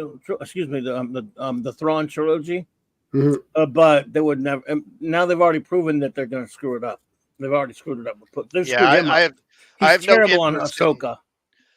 I have no interest in this bastardized version they're doing with Ahsoka and all that crap. Yeah, he's a great character. They ruined it. They don't understand him. So no, it's over. Like I said, when it comes to Star Wars, I am more of a casual. I've liked some of the books, some of the comics here and there. To me, Star Wars really is the first 2 films, begrudgingly some aspects of the third one. And I'm not a big prequel hater like everybody else. I enjoy them fairly enough, more than bits and pieces here and there. And that's about pretty much as far as it goes for me. All the Disney stuff is dribble filth, except for some of the Mandalorian's kind of watchable, but I'm not really excited about it. You see? Yeah. So, yeah, just that's me with Star Wars right there. It's not as important to me as Star Trek or Doctor Who or the other things, but I do love the better aspects of it. So, did either of you watch Reacher? I just watched. Yeah, I'm loving awesome. season 2, but we got 3 more to go. I can't wait to the season 1 was great, and I was terrified that 2 was gonna. I was worried because of the trailers, but so far we're like 6 episodes in. And I wish they dropped them all at once because I've had to watch it all. But I haven't seen that yet. I'm happy with season 2 so far. Well, I mean, Jack Reacher as a character classic. I mean, the guy's the damn best. Like, he's immediately awesome right away. And again, his origin is that he's always been someone who sticks up for little guys. That's his origin. His origin isn't something stupid happened and then he became that. His origin was that as a youngster, him and his brother would look out.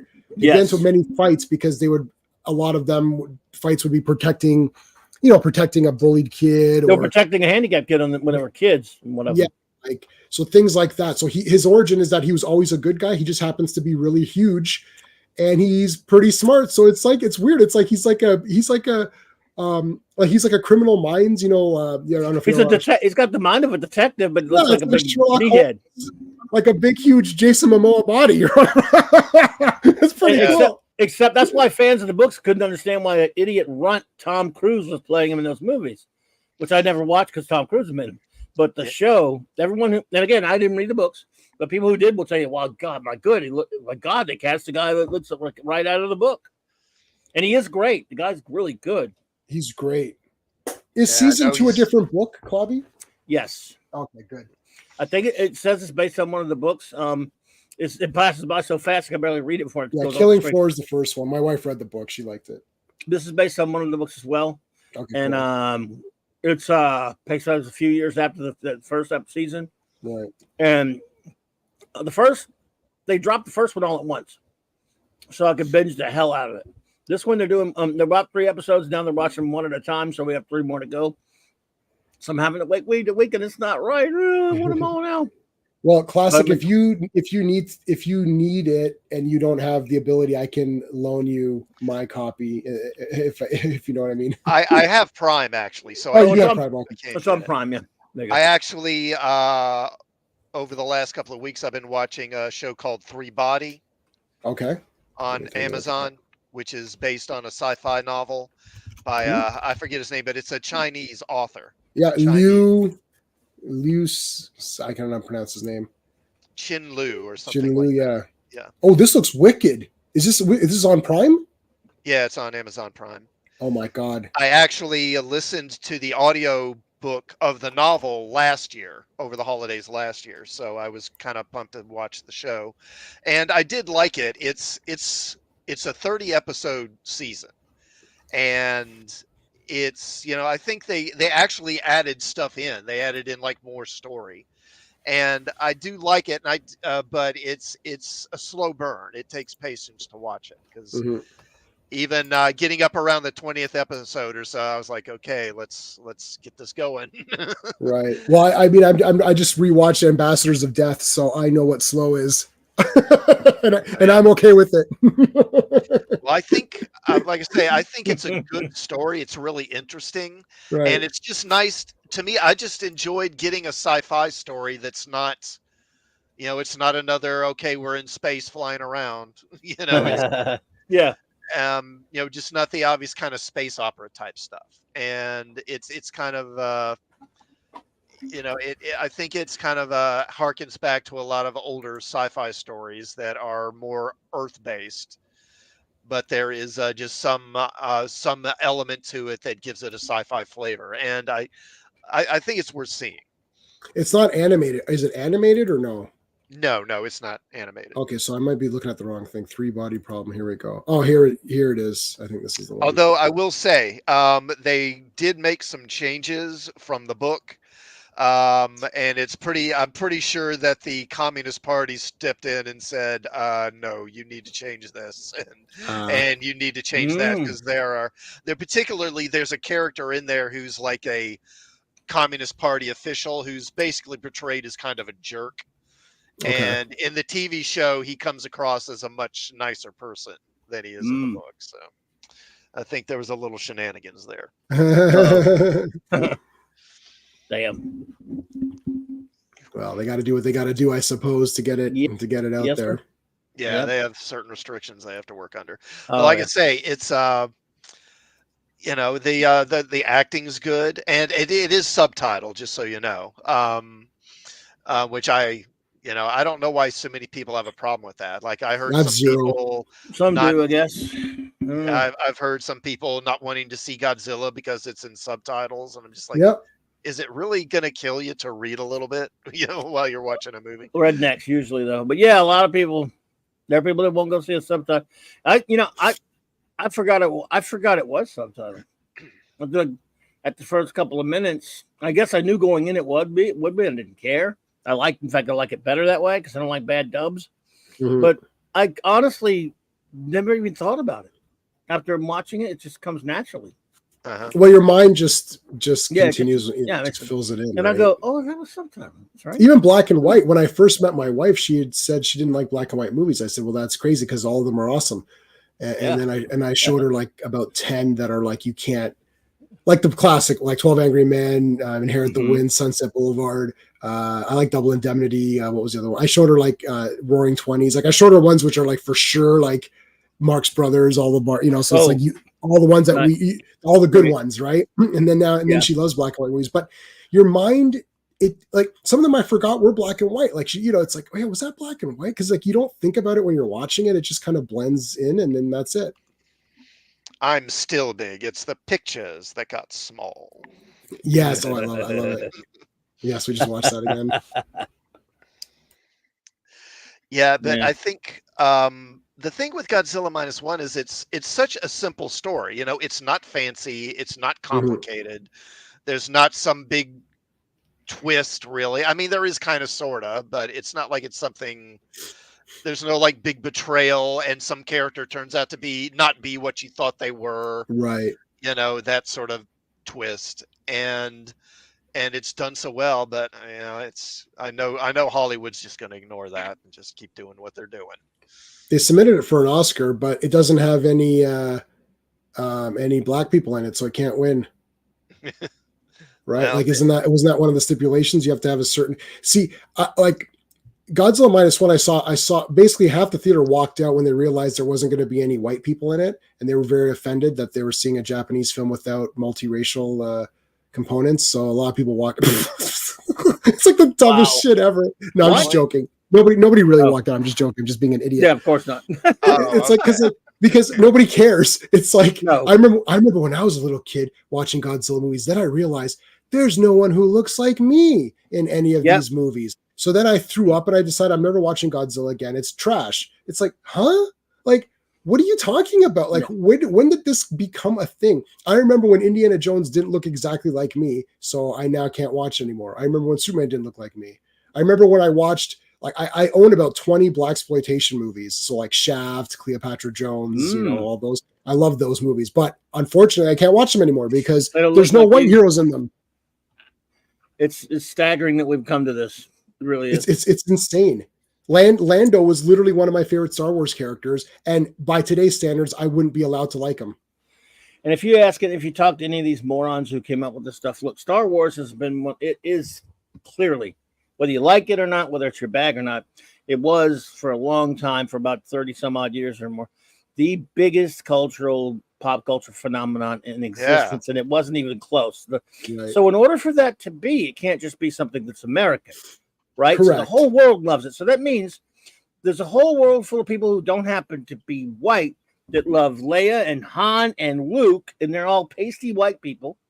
Love it. And if you ask any of those people who black, Hispanic, Asian, Indian, what have you, if they love talk about their love for Star Wars, ask them, would you like to see them go back and change that movie and put people that look like you in it? They're going to say, no, I want Mark Hamill and Harrison Ford and Carrie Fisher. Why would you say something so stupid? They love them, and they don't look like them. They don't care. They love Star Wars, and they love Han and Luke and Leia, and they don't give a crap, and they love Chewie, and they love Darth Vader and the robots. They don't give them. So most people, in other words, most of the planet doesn't look like, I mean, yes, it's true they're white. And so a gigantic portion of the planet, by the way, it's funny how they say a skin color makes it look like you. I'm sorry, I have the same skin tone as those three people, and I look nothing like either one of them. Yeah, I mean, either, personally, but the skin tone, shows how shallow these people are. Your skin tone is quote unquote looking like someone else, which again, they're shallow. They're a bunch of bigots themselves. But how many people in the world, aside from the millions of white or European people of different varieties, how many people other than them, the people that look like us, love Star Wars that don't happen to have the same skin color? I'd say there are millions upon millions upon millions, and they don't give a rat's ass that Han, Luke, and Leia happen to be whiteys. They just don't care. Yeah, but, they never look at the problem is too, they never look at the positive things of other things. So what about Star Trek? Do they love Star Trek? Because that had multicultural characters. So then why don't you love that then? So it's like they're not fans of anything. And Star Wars, you know what? Star Wars was diverse. You know why it was diverse? Because of what you just said. Everybody on the planet liked it in some countries. So that's how we got together. If I met someone, if I went to a convention and I saw some people who were there from South Africa, and then I saw a few people who were there from Japan. And let's say Mark Hamill was doing a convention, and everyone was coming to see him. And you'd be standing in line, and you'd be like, "Oh, where'd you come from?" "I flew from Japan to meet." I'm like, "Wow," And then that's how we connect. We connect through Star Wars, and that's how we learn about each other, through connecting what we like. It's like that makes it diverse. Making it multicultural cast doesn't mean anything, because also there is such a thing as negative representation. Like if I'm a different race and I see a character who's a trash character, that doesn't make me like the character because of my skin color. I'm just like, this character sucks. And it's like, yeah, but it's your skin color. Shouldn't you like it? No. It's the character needs to be good first. Even if you I'm going to make this character black. Yeah, but is it going to be a good character? Because like the detective in Reacher, he's actually black in the novels, and he's black in season 1. The other guy, Finlay, was and he was an awesome character. So I like him, whether he's represents me or not. So, so if you're a black person watching, you might be like, "Well, this guy's a cool character because he's just a cool character." Nobody thinks in the way that they think that they think. It's like, "Oh, I'm only looking at the white characters and judging them." It's like, no, I'm judging all the characters. These people are sick in the head. Some of them, I could name like just from memory, 3 or 4 different people that I happen to know for a fact who happen to be black comic book fans that are closer than my, that they love Spider-Man. And I mean Spider-Man, not Miles Morales. They love Peter Parker. And if you ask them, if they say, "Who's Spider-Man?" they say Peter Parker, baby.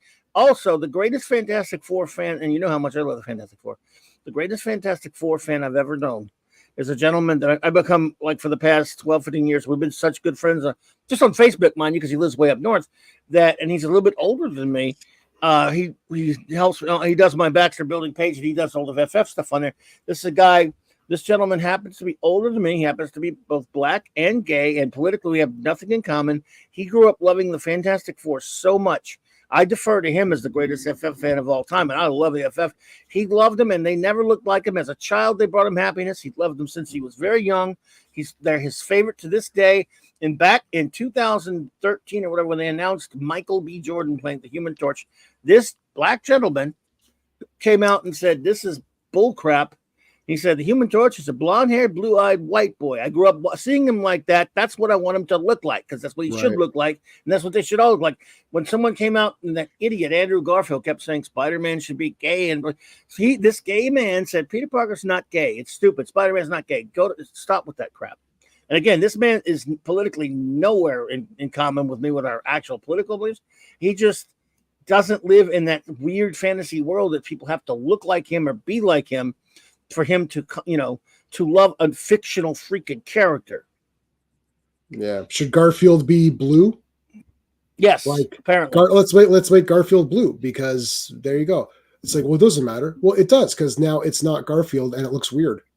It's like, that's it. If anybody who's okay with a change, has never created a character. They've never written anything. They never come up with an idea. No. It's like take an idea, come up with an idea, have it change people's lives, have it be a part of their lives for decades. The Fantastic Four has been around for like decades and decades. Have it be around for so long. It's popular. Everyone loves it. And now you're going to come around. We don't know who you are. You've come out of nowhere and said, "Well, I think it should be this, that, and the other." It's like, I'm sorry, who are you? Like, I know you're not a fan, because they have no connection to it.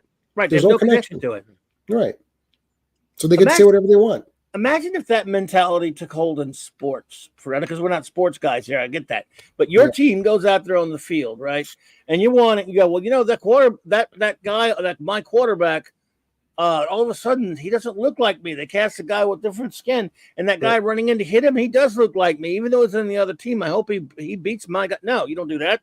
You want your team to win. You don't give a crap. You want sports is, and it's kind of ruined now. It's supposed to be a meritocracy. You don't want any color out there. You want the best player, and that's what you want. The best comic book. You want the best writers and artists, and you want the best characters. Oh, there's a guy at my work who doesn't really understand this kind of stuff, and he's a massive basketball fan. So I said to him right away, I said, "Let me give you an example. I've seen 0 basketball games. I've actually seen a hockey game. I've seen I've seen other sports, but I have not seen basketball." So I said to him, here's what I'm gonna do. I'm gonna come into the basketball league now, and I'm gonna say everyone can wear whatever jersey colors they want. You can wear whatever, you can wear t-shirts, whatever. It's stupid. I want to promote individuality. I want to see, so where somebody can wear a bet, but then he'll be like, well, how are they gonna know who's on what's team? I'm like, oh, it doesn't matter. It's what I want. Are you saying that you don't think that there should be individuality in sports? You don't think that you should just, right? And then he's like, well, I said, and it's like, and you can wear whatever shoes you want. And I'm going to change it to tap shoes, because tap is good. It's going to sound a lot cooler while they're running around. You'll hear all this, right? And he's like, well, that's not going to make sense. And I was like, right.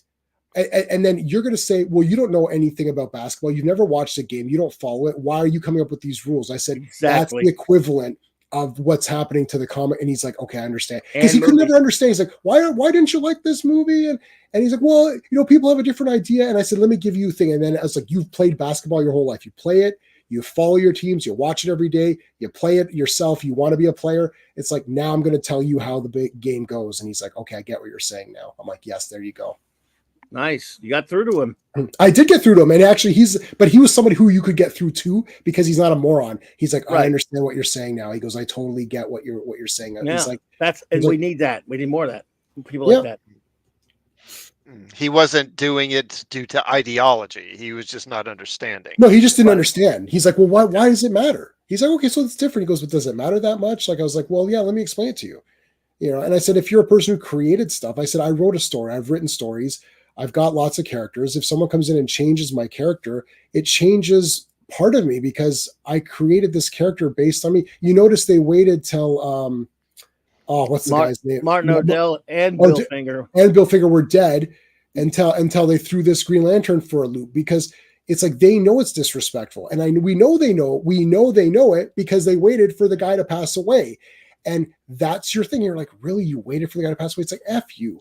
And it's like, if you created something, you put yourself into it, subconsciously or consciously. You put yourself into it in some way. It's a part of you. You've created. Nobody's going to say, "Oh, your kids don't." I'm going to change your kids because they don't look like you or something. I mean, it's like dumbass crap. It's like, you created something, and now someone's going to come and change it. No, make your own thing. If you want to honor my creation by putting it in a movie or writing your own version of it, or continuing the saga, like with like a James Bond or something. They continued the novels. Okay, but if you start changing everything that is James Bond, it's not James Bond anymore, and you're bastardizing it. It's like, some of these are unrecognizable. Like, it's not just like, oh, this was a bad movie. We all say, oh, that was a bad movie. Some of these things are unrecognizable as the things that they were. It's like the ship of Theseus or whatever. It's like, this ain't the ship anymore. Yeah. Like, right. Yeah. You've removed every plank, and now it's like, and you put in a bunch of pink and orange boards. It's like, this ain't the ship of Theseus anymore. What the hell is this contraption? You take a dump on the creations of others. That's the thing that drives me up the wall worse than anything. That's what makes me the sickest about George Lucas. Yeah. He sold he could have kept that and let other people make things under his guidance. And that way, nothing would happen. Nothing would happen to his Star Wars characters that he didn't approve of. But no, he had to lash out at the fans and sell it to the mouse. He didn't have to sell it unless there's something we don't know about going on behind the scenes. But he sold it. How many people would have loved to own their own creations? How many of all the greatest fantasy creations that you can think of over the past 100 years? How many? You don't need but one hand and a few fingers to count how many people, original creators, actually own their creation. And he's one of the few, and he sold his. I mean, J.K. Rowling owns hers. Yeah. It's about it, actually, that I can think of. I mean, there may be a couple of other ones, but I'm talking about the big things, the big stuff. The big ones, yeah. I mean, the Edgar Rice Burroughs estate does still exist. They still somewhat decide what goes on with Tarzan, but that's kind of, I hate to say it, that product. I'm a big fan of this stuff. Yeah. But there's no real big Tarzan industry anymore like there used to be. That movie was really the last. Yeah, and it was mildly decent. I wish I'd like to have seen another one. But the point being is, how many people ever got to own? I mean, Jack Kirby never got to own his creations. He had them stolen, and he's not the only one. So many, and I'm just using comic books as an example for that one. So it always bothers me more. And what bothers me more than that is how not enough people are bothered when they see characters taken by a corporation like bloodsuckers from the guys who created them on technicalities and other things. And then that's bad enough, right? That's bad enough, but you expect that they're going to be used because they make money. But other writers are coming along and doing whatever the hell they want with the creations of others, and they sleep well at night. They're fine with it. They go, yeah, well, they don't. Well, that guy's dead. He didn't own it anyway. The company owns it. Yeah, okay, that's right. That'll make you sleep better. And they've been doing that before they were changing the races, and even before they were changing the races and the sexes and all that stuff. They were doing it with their origins and their stories. Now it's just gotten worse. Yeah. Well, so much of this is just done in bad faith, I think, from the beginning, because as you guys have said, so many of the people, they're not really even fans of these characters. They don't care. No. They just want to twist the character into something else because, I mean, like most fans don't care that the Punisher is white, whether they're black or they're white or whatever. They're perfectly fine with the Punisher being a white guy. They're perfectly fine with Blade being a black man. Exactly. They're perfectly fine with Shang-Chi being an Asian martial arts badass. Right. It's the people who are fans are the people who are obsessed over this stuff. They're not really fans of these things. They just They just want to try and distort it to suit their ideology. Exactly. Not one fan of Spider-Man or Superman or, like you said, the Punisher or whomever ever needed to see them change, and in fact didn't want. They were fans because they're fans of the whole package, and so having some jackass come along and replace Spider-Man with Miles Morales. Well, I'm sorry, he can't be replaced with Miles Morales. He's never going to be Spider-Man. Turning these characters who were created as characters into legacy names to pass down to others is the height of unimaginative idiocy, and it's sick. And it's done for a lot of reasons by corporations that don't care about these characters. They're not even trying, though, are they?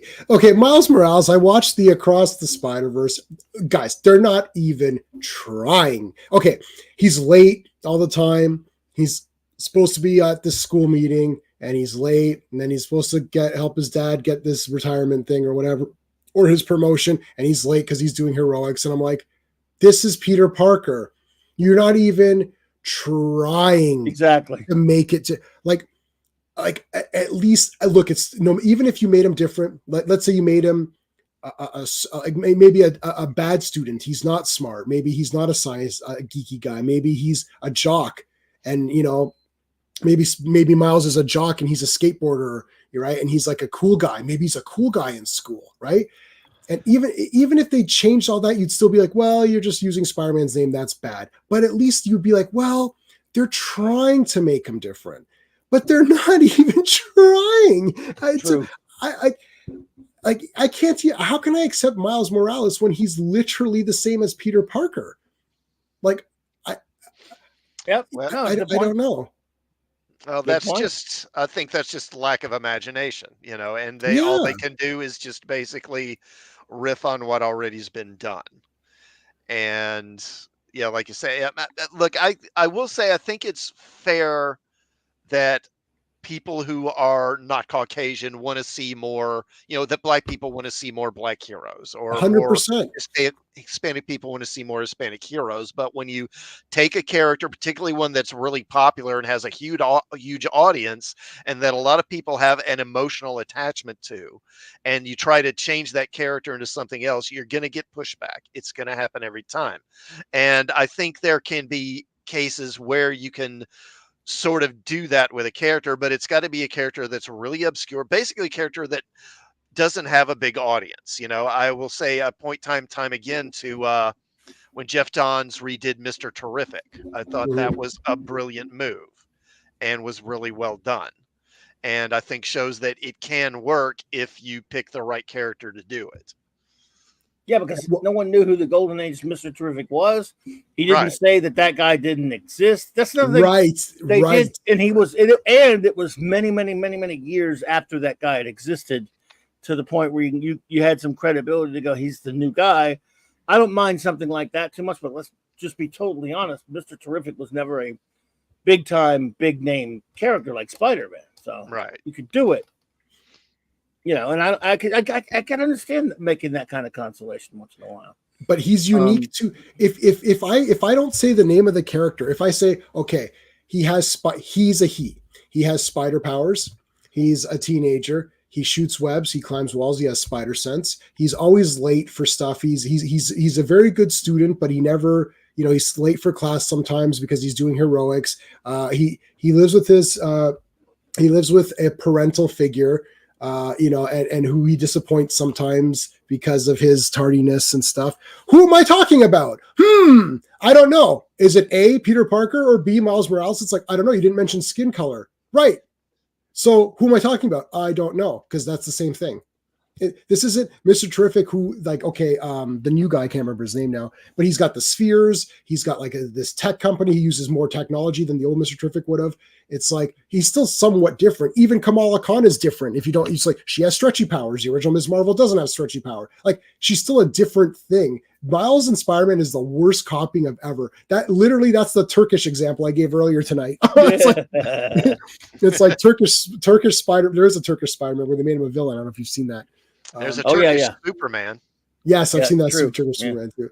Yeah. So Peter Parker and Miles is the same. And they're like, well, it's a different reality. It's like, but why is it? If he's a different reality, wouldn't he be just called Peter Parker? Like, I never understood how people can look different.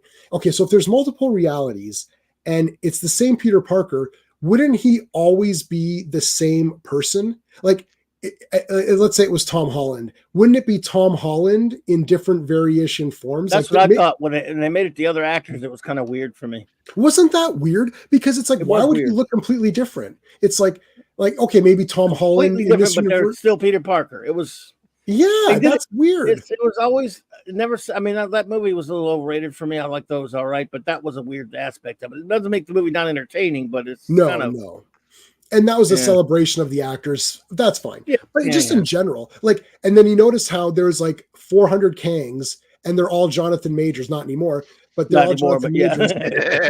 but when there was 400 Tom Hiddlestons, there was Lady Loki, there was Alligator Loki, there was Richard Grant, old Loki. Richard Grant, yeah. You know, it's like, okay, well, how come there wasn't a white lady Kang? I think I could tell you. I know why. Well, we know the answer, of course. Of course, yeah. The answer, Alex? Oh, because it's a black guy. We can't recast him and have different versions. Can't do it. But you know, and there's the thing. I remember, at least you could say, well, they're not changing Peter Parker into a black guy, except that, or Bruce Wayne into a black guy, or Clark Kent into a black guy. So yeah, that's true. They've decided to go the legacy route. You're still replacing them, in fact, with a completely different person. And, you know, at least usually they're going to be a completely different person. Miles Morales is just, like you said, a fake copy. But I remember as far back as into the 80s when they decided, I remember the Iron Man series was what this was controversial. This is what passes for controversy in 80s comics. They were gonna put it to get rid of Tony Stark and give Rhodey the Iron Man costume, the Iron Man suit, which they did, of course. And I stopped buying the book because I didn't like the art anymore. But I was like, I don't know, man. Tony Stark's Iron Man. And I wasn't even that married to it. I wasn't like really upset. I was just like, Tony Stark's Iron Man. Who's this guy? This other dude. Right. And nobody cared about his skin. I mean, I'm sure it was a different time. It was the 80s. I'm sure there were some racists that were whining about this color. But, you know, for the most part, I was like, well, it's not Tony Stark. And I don't like the art on the book. This one, I don't care about it. To hell with it. But why are you doing it? Luke McConnell and Bob Layton had left the series, I believe, for a while. So I was like, Denny O'Neil was writing it, maybe. It's like, so why are you doing this? I mean, people know who Tony Stark is. This is not like the biggest selling Marvel comic anyway. So, and didn't last long. Remember that Rhodes was Iron Man for a while, but later he just stops, and then later he becomes a War Machine eventually at some point later. Yeah, that's kind of why I didn't get too upset about it at the time, because I thought this will be temporary and they'll bring. Yeah, I wasn't upset. I just was kind of tired of the comic, but I did say, "Why are you doing it, though?" Yeah. And comics at that point, it had nothing to do with politics. It was that they just thought it would be. It was, again. Here's what I can respect about it. They thought they were just stirring things up to make something interesting. A new guy taking over. I honestly think, say what you want about Shooter, They were just doing it because they thought people might find it interesting that Tony's quitting and we got this new guy coming in. Just didn't work out for him. Yeah, it We was just tried it that was with a stunt everybody, to right? boost sales. Yeah. Yeah, Electric Blue Superman. You're like, okay, that's weird, but Oh, that's that's not gonna last. so terrible. Fucking I, ice well, capades. I still like it because, like, look, once it's over, when it was happening, I was like, this sucks. But then once it's over, you look back, you're like, well, that was kind of silly. But the thing is with comics, it's all gonna pass. Like, Bendis came in and he's like, oh, I'm gonna reveal the identity. I'm like, yeah, and that was big. That was big news. And I said, listen, that's not gonna last. That's gonna until as soon as the next guy comes in. He's gonna figure out some way to undo it, and he undid it. And it's like, there you go. So comics, it's not too bad because comics are a monthly thing. And when a comic's been going for 80 years, there's going to be things that stir you up, just like in Doctor Who. There's going to be ups and downs. I love John Pertwee. He's my favorite. There's like Ambassadors of Death is a little too long. Like that didn't need to be. Well, they had a lot of padded stories back then. There's lots of padding. A lot of the 6 and 7 parters could have been 4 parters. Could have been 4 parters, right? So, yeah. but I still love John Pertwee. And he's my favorite. But okay, love him. And Tom Baker and all that. But the thing is like we're in a point now where but now you're making Doctor Who. Like I don't see them undoing it. If they would have undid the Timeless Child in this latest one, then you could have said like, okay, well that was a ploy of the Master. It lasted a little bit, but then we found out right, and then we found out that it wasn't. And over time.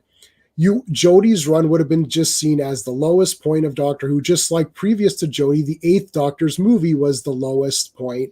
And you'd be like, well, that was a real low point and this sucks. But they're doubling down and they're ruining it now. They just keep trying to ruin it more. So what am I supposed to do? I can't give them a pass anymore. Like, I can't give you a pass. Like, I don't know what to tell you. I could have given you a pass if you tried to correct some of this stuff.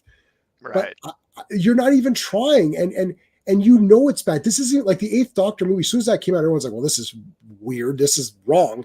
And then it was like, okay, that's it. And that was it for Doctor Who, right? But now you're getting instantaneous feedback. As soon as you do season 1 of Jodie and you saw everyone was like, this sucks. They tried to course correct. They're like, okay, we'll bring the Daleks and we'll bring in Jack Harkness. It was a little bit too late at that point, but then they did the Timeless Child. So like, well, what do you want me to tell you? How am I going to review this now? This sucks. And now you're doubling down on it. And now you're giving me stupid things. Now there's 2 doctors and now there's lame dance. Oh God, goblins. That whole by generation thing, that opens a whole can of worms, man. It's going to be just, oh God. Like we can accept a lot. Like we can accept bad. Like, look, Doctor Who, I love it. It's my favorite show. There's some low points, right? But there's a lot of high points and some stories were duds. But overall, it was still great. Same with Star Trek. I love all the Star Treks, the real Star Treks, as Clobby calls them, the real Star Treks. I love all the real Star Treks. Yes, there's some episodes of some things that aren't that good. Some series aren't as good as others, but I still love all of it as a whole. But when you deviate so far from what it is, I don't even know how to review it. Like, how am I supposed to review Star Trek 2009? I'm like, this isn't Star Trek. This sucks. You ruined every character. You literally, except for Carl Urban, who's sort of trying to channel DeForest Kelley, I guess, a little bit. Everyone else sucks. It's like, these characters suck. This isn't Star Trek. And you blew up Vulcan, or didn't somebody didn't like Romulus get destroyed or Vulcan get destroyed or something? Oh, did they both get destroyed in that? Yeah, remember not only did they blow up Vulcan, they killed Spock's mommy on Vulcan, remember? Oh my God. I only saw it once, so it's not real Trek anyway, but it's not real Trek. Okay, so what a dumb movie. I mean, that's really stupid. It's terrible, yeah. Anyway, so like, how are you gonna critically review like how are you gonna critically so you guys didn't like The Flash. Okay, you didn't like The Flash. But how are you gonna critically review Star Trek 2009? You're gonna be like, every aspect of this is trash. I don't know what to say. Like, how can I give this how can I analyze this? With Flash, you'd be like, well, Ezra Miller's not a great Barry Allen. This isn't really his story. There's no Flash villains. Like, you're giving points, right? And you're giving points because there's points to make. You could say, well, there was no Flash villains. That's really stupid. How could you do a Flash movie? And you say, well, this time travel thing, I don't like Flashpoint. I don't like his parents dying. That's not the origin. So you're making points. What points is there for Star Trek 2009? It's like, nothing is good. There's nothing. Everything is wrong. Every minute is wrong. I don't know what to say. Like, how can you? I didn't even review that movie. What the hell was I going to say? Yeah. Like, what are you going to say? The Marvels. Well, the storyline wasn't that good. It was kind of slow. I don't really like Captain Marvel. She's a bit off-putting. Like, you're giving a review. What's the review of Star Trek? Everything sucks. Like, I'd have to do it. I said to the people, I would need to do a 2-hour commentary with the movie explaining why everything sucks as it's happening. Like if the Star Trek movie's 2 hours, I would need a 2-hour review because I would have to literally sit there with you, watch the movie, and explain to you why everything sucks as it's happening. Yeah. Like, how am I going to do that? Like Michael did it in his Indiana Jones thing. So God bless him for taking the hit and doing that. That it was like 3 hours or something to discuss how shit Indiana Jones is. Well, you need 3 hours because I can't explain it in 10 minutes. Anyways, that's a bit of a rant. Yep. But No, there you go. sorry. Yeah, I'm with you. Oh well. Okay, well, we've been going 2 hours, so Yeah. Wow. Enjoying it, man. It's cool. well, thank you both for coming by. Now, if you guys need to go or do something, I'll certainly understand it. I might go a little longer. Yeah, I'll probably What go you guys wanna in. do. I'm not staying up for New Year's. I just go to sleep because I don't care. Yeah, I got to run and handle some stuff in a minute because I'm coming back on for a later show right before the countdown. Are you on Geekery tonight? No, I'm just gonna doing my usual countdown show, like at 11 Central. Leading up to the. I'll sit here and geek out with everybody. I was asked to do so last night. We were talking about it, so Mark's probably. Mark will probably. Oh, well, yeah, because you're more than welcome to come hang. But yeah, I'm just gonna do a countdown thingy. Yeah, we don't stay up for New Year's. You don't stay up for New Year's? Wow. No, I don't care. I don't think I've ever cared about it. I understand, but here it's not possible to have the option because it's like a World War II around here with fireworks. Yeah. How late are you going to be going, Clobby? Do you know? A couple hours, probably. Nothing too big. I know Dadman's doing this. He's doing this 24-hour. Oh wow! Oh, is he? Show now. He started at 4 a.m. this morning. Wow! Because the whole is, I guess ushering in for the whole world. Wait, is Dadman? I don't. Does Dadman? Does he do geek related stuff or is it just sports? I can't remember. He does some geek stuff. They do like a Buck Rogers show on Friday nights, and it was a Hunger Boy and all those guys. And and then he does he does some football things. And his wife does they do building streams and stuff. Like Lego building, and they do different things. Okay. He is into some geeks. He's a big Star Wars guy. Let's see. Right now, he's got Amanda and Dave C on there, JT Kurt, Megatron, and Miss Martin Muses. He must be worn out, dude. He's been on since 4. Wow, that's crazy. Crazy nuts. So I'll get going anyways. I'm still sick, so I did this to kind of like feel better, dude. I'm glad you hang out with both of you. Thank you for coming by, Jay, man. I appreciate it. Yeah, thanks for having me on. All right, guys. Well, then, Happy New Year, and we'll have a New Year to you too, buddy. See you tomorrow. Oh my God, tomorrow. Oh yeah, but on that, I'll be there as soon as I can. But I'm going to be at Mom and Dad, so if I'll be there, but I may have to be a little bit late. But I'll go as fast as I can. No worries. All right, bro. All right, everyone. Thanks. You're good, man. All right, see ya. Bye. Good night. Yeah, I appreciate it, CC, though. Well, thank you for coming by, man. I appreciate it. No, man, I'm glad to do it. You got more stuff to cover? Yeah, I mean, I did say I would cover some of these other headline things, so I probably ought to do that before I go. We derailed you there. Sorry about that. No, it's cool, man. It's no problem. Well, I enjoyed it. Thanks for having us, and happy New Year to you, sir. All right, Happy New Year, man. Thanks again. a lot, man. Take care. All right, good night. Okay, so let me go ahead and wrap this up right quick. Because I know I said I would talk about Jonathan Majors a little bit, and then maybe what else? Maybe talk about them replacing him in Secret Wars. So Jonathan Majors, as you may know, he has been found guilty. And this is from Variety. Right quick. Okay, so Marvel Studios drops Jonathan Majors following a guilty verdict for harassment and assault. So Marvel Studios has parted ways with Jonathan Majors, the actor cast to play Kang, the central antagonist in the multiverse saga of the Marvel Cinematic Universe, after he was convicted on December 18th of 2 misdemeanor counts of harassment and assault of Grace Jabari, his ex-girlfriend. A close source to the studio confirmed the decision to Variety. In the verdict, Majors was also found not guilty of one count of intentional assault in the third degree and one count of aggravated harassment in the second degree. The actor was arrested on March 25th on assault and harassment charges after Jabari accused Majors of assaulting her in the backseat of a private car after she took his phone to read a text message he'd received from another woman. Jabari alleged that Majors forcefully retrieved his phone from her, causing an excruciating injury to her right middle finger. And when she exited the car, Majors hit her on the back of the head and then tried to force her back into the car, causing a cut behind her right ear. 34-year-old actor denied that he assaulted Jabari. His defense team has alleged that she was the aggressor when she took his phone. During the nearly 2 week trial, the Manhattan District Attorney's Office released a series of disturbing texts between Majors and Jabari and an audio recording that has been used as evidence, including messages in which Majors seemingly attempted to persuade Jabari against going to the hospital following a head injury and a message in which Majors threatened suicide. In the audio recording, Majors tells Jabari that she needs to act like Coretta Scott King and Michelle Obama because he's a quote great man who is quote doing great things, not just for me, but for my culture and the world. Since his arrest, Majors has been dropped by his talent manager, Entertainment 360, and his publicity firm, The Lead Company. He's no longer involved with the protagonist pictures film, The Man in My Basement.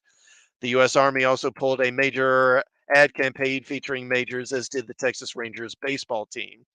Several other projects involving Majors, including Spike Lee's The Understudy for Amazon and the Dennis Rodman film 40 Hours in Vegas for Lionsgate, remain in limbo. But Marvel's decision to sever ties with the actor registers as the most high profile consequence of Major's arrest and now conviction to date. He first played a version of the multiverse hopping villain Kang in the season finale of the 2021 Disney Plus series Loki, an episode that established the primary storytelling engine for the Marvel Cinematic Universe moving forward, and Major's character is the pivotal figure at the heart of it. Marvel established boundless versions of Kang across the multiverse. Majors was meant to embody all of them, a premise that was first explored in Marvel's February feature release, Ant-Man and the Wasp: Quantumania. The actor subsequently played a variant of Kang named Victor Timely in season 2 of Loki, which streamed on Disney Plus in the fall. Majors was next set to headline the first part of the climactic conclusion to the multiverse saga, Avengers: The Kang Dynasty, which was originally expected to start shooting in early 2024. In June, Marvel pushed the film's release from 2025 to 2026. Variety has reported that Marvel executives, led by studio chief Kevin Feige, discussed the possibility of having to pivot away from Kang to focus on another major villain. Now, with Major's departure official, Feige and his team have some formidable creative decisions ahead, including whether to recast a new actor as Kang or cancel the Kang dynasty outright and reconfigure the remainder of the multiverse saga. The interconnected nature of the Marvel Cinematic Universe means that whatever Marvel decides to do could have some pricey repercussions at a time when its parent company, Disney, has entered a far more cost conscious era. The career fallout for Majors could be even more severe. He began 2023 as one of the most in demand actors in the industry, co headlining Creed 3 with Michael B. Jordan and earning wide acclaim out of the Sundance Film Festival for his performance in the bodybuilding drama magazine Dreams. Searchlight Pictures, another Disney subsidiary, picked up the latter film as a prospective awards contender for release in December, but the company quietly pulled the film from its calendar in October. It does not yet have a new release date. Yeah, quite a mess for Marvel, gotta say. So I think the most sensible thing to do would be just to recast the character. Just get another actor to have him play Kang, but it looks like they may be doing something different, and I do have another story about that. Let me bring that up right quick. Where am I at? So 8:33. Okay. I'm not going to go too much longer here. All right. And this is from Screen Geek. Avengers Secret Wars Marvel villain reportedly revealed. The main Marvel villain for the highly anticipated MCU crossover event Secret Wars has reportedly been revealed. The Marvel Cinematic, come on. The Marvel Cinematic Universe is moving towards another Avengers double feature. Avengers Infinity War and Avengers Endgame excited audiences with their two-part story that put an end to the Infinity Saga. Now, fans will experience a similar conclusion with another double feature that includes Marvel Secret Wars and an exciting new villain. Come on. The double feature was initially intended to also include Avengers the Kang Dynasty. The film is expected to precede and set the stage for Secret Wars. Of course, given the legal troubles and Jonathan Majors and other behind the scenes shakeups, it's unknown how that particular entry will turn out. Majors was attached to portray Kang the Conqueror, a role he's already played several times in the MCU, though he's since been fired. Nevertheless, given the addition of Avengers Secret Wars, a new villain could easily take the stage. In fact, according to Insider at My Time to Shine H on X, this is exactly Marvel's plan. Of course, this information should be taken with a grain of salt, but given what we do know about Secret Wars from the comics, the MCU's use of the multiverse and Major's legal issues, it does make sense. According to their post on X, the new film will actually use a different villain to, quote, be their excuse to recast Kang, unquote. However, it's not Kang the Conqueror that will actually be the main protagonist. Fans can presumably expect another villain from the comics to take that role. And we'll bring this up here. And of course, this is Secret Wars 2, which had the Beyonder as the big, I don't know if villain is the right word, but more just antagonist. Well, come on. Why is this thing so slow? So, Beyonder is still the main villain for Secret Wars, the insider reveals, and with the addition of the Beyonder, Marvel Studios should be able to write themselves out of the rabbit hole with Kang. After all, Major's character was being introduced as a major foe in the next phase of the MCU. Obviously, we still have to wait and see how plans develop from here, but the Beyonder is a fan favorite comic villain and one with plenty of potential for Marvel Studios to shape as they see fit. Hopefully, then everything will work out for Secret Wars to be the best crossover event yet. So, yeah, this makes the most sense. Maybe recast Kang, but then minimize his role and then just bring in another villain. Although I wonder if they'll make the Beyonder a variant of Kang. I mean, I would assume that's what they would do, but I guess we'll have to wait and see. All right. Let me see. That may be it for tonight. I think I'll go ahead and stop there. And I do want to go ahead and thank Clobber Times and J-Man both for stopping by to take part in the stream here. Thank you to them for that. And I'll wish everyone a happy new year. And hopefully I'll be streaming again next weekend. And until then, everyone, have a good evening. Good night.